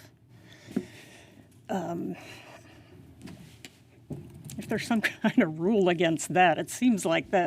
It almost seems like that would be a discrimination issue. And if our Office of Human Rights is looking at some of the, or is getting complaints like that, because it's pretty astounding what's going on out there. And people whose rent is being raised $800, $1,000 a month, and people getting evicted because they can't pay the higher. 15 days. Huh? In 15 days. That's for month-to-month leases. Yeah, that's like. Yeah, but even so. There's some real greed going on out there, and if there's anything we can do, I don't know, but we can keep working on the housing issue, so we will. Is that a conversation you want to have with our consumer protection folks? If there's Maybe, and human rights. I'm not sure where it lands, actually. Pretty sure the human rights, unless there is outright discrimination, that there's no way that they can pursue anything. I mean, if they had grounds for any discriminatory thing, they would pursue it. But Well, if they had a complaint, yeah. I think we're kind of bound by federal laws on that. just as But far I as agree with you. advertising- I mean, I want to look at it from We wanna consumer. look and see. I'd also be curious, because noting that the city of St. Pete was looking at some emergency restrictions, I didn't know whether, it's like price gouging, whether there's something that comes into play that we could look at. Well, certainly Looking price towards gouging, I don't know if under, apartment housing, that price gouging falls under there. Yeah. My understanding, and correct me if I'm wrong, is the state has preempted local governments from any type of rent control. Of course they have. And so, but I know the city of St. Pete has tried to find ways around, but I don't think they've been successful yet. But yeah, we're seeing it. I don't think there's anyone who doesn't know someone who, including sweet little old lady who has been paying $900 a month for 20 years, and now it's $1,800 a month. Those kind of, we're seeing those throughout the community. And she probably gets $1,500 a month in Social Security. And what did that gentleman say that was talking to us about Osmar? Did he say $2,700 a month for a one-bedroom? Yeah. Yeah. $2,700? Two bedroom. But still, yeah. I mean, that's nuts. Yeah. I've been looking at rents. I haven't found anything that high. Actually, the rents locally, I've been looking to bring my brother down here, and the rents have come down anywhere from $300 to $600. Where? All of the west side, because I've been looking to bring him down, and when I started before Christmas, everything was over $2,000 for a one-bedroom, and now it's down to $1,500, $1,600. So there's been a drop. I keep hearing everyone talking about it going up, but I'm looking every single week, and it's dropped. Now, I don't think it's going to go down below that 16, but it's come down. It's come down significant numbers for the same places that I've been looking at since prior to Christmas to now. So I'm not seeing 2,700 anywhere unless you're renting a house. That's 3 bedrooms. We just talked about it this morning in our Yeah, meeting. well, I'm looking on Zillow every single week, pretty much every day, and I'm not finding those kind of numbers, and they've come down. Well, I met with somebody the other day. We were sitting across the street from Carillon, and there's a new apartment complex down there that's huge that they built. And those rents, I haven't called and asked, but over $4,000 a month. Holy mackerel. Again, I just find it, I mean, I'm not saying it was for 2 or 3 bedroom, I don't really know, but they're there as well. I know that to the issues that we're talking about, they've gone from 1-year leases to 7-month leases, and by doing that, it chases some folks that get that assistance, that help out of that. Because they have to have They a can't, year. because they only take year, they only will get the help for year leases, and they've changed to set. So there's a lot of problems out there and challenges. Shenanigans.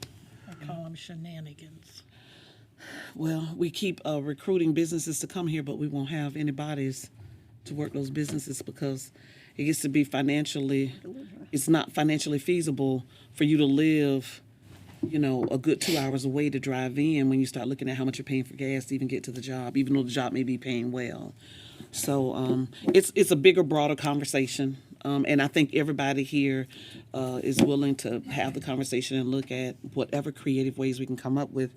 Because there was another family, they got a mobile home, not a mobile home, I'm sorry, when you're driving RV. a RV, and they're living out of their RV because, you know, they can anchor it somewhere and then they can pull up and move. So it's sad. It's just really sad. Well, let me finish on in the ballpark, but a little happier note. I want to thank Mike Sutton and his team for inviting us. Four of the commissioners were out in I saw y'all the pictures. Dansville area doing building, and I know there has to be an extra bond taken on that house on Henry Court. We'd ask if you do end up being that family that only hand towels, not bath towels, be hung on that thing. I'm not sure about the weight capacity that Commissioner Eggers and I built that area, so. I was Anyway, wondering about that little thing we built for the kitchen cabinets too. It was a great day and a chance for us to get out there and be with some of the workers that do it and the volunteers, and just a really good day to be part of the Habitat family. So with that, we are adjourned.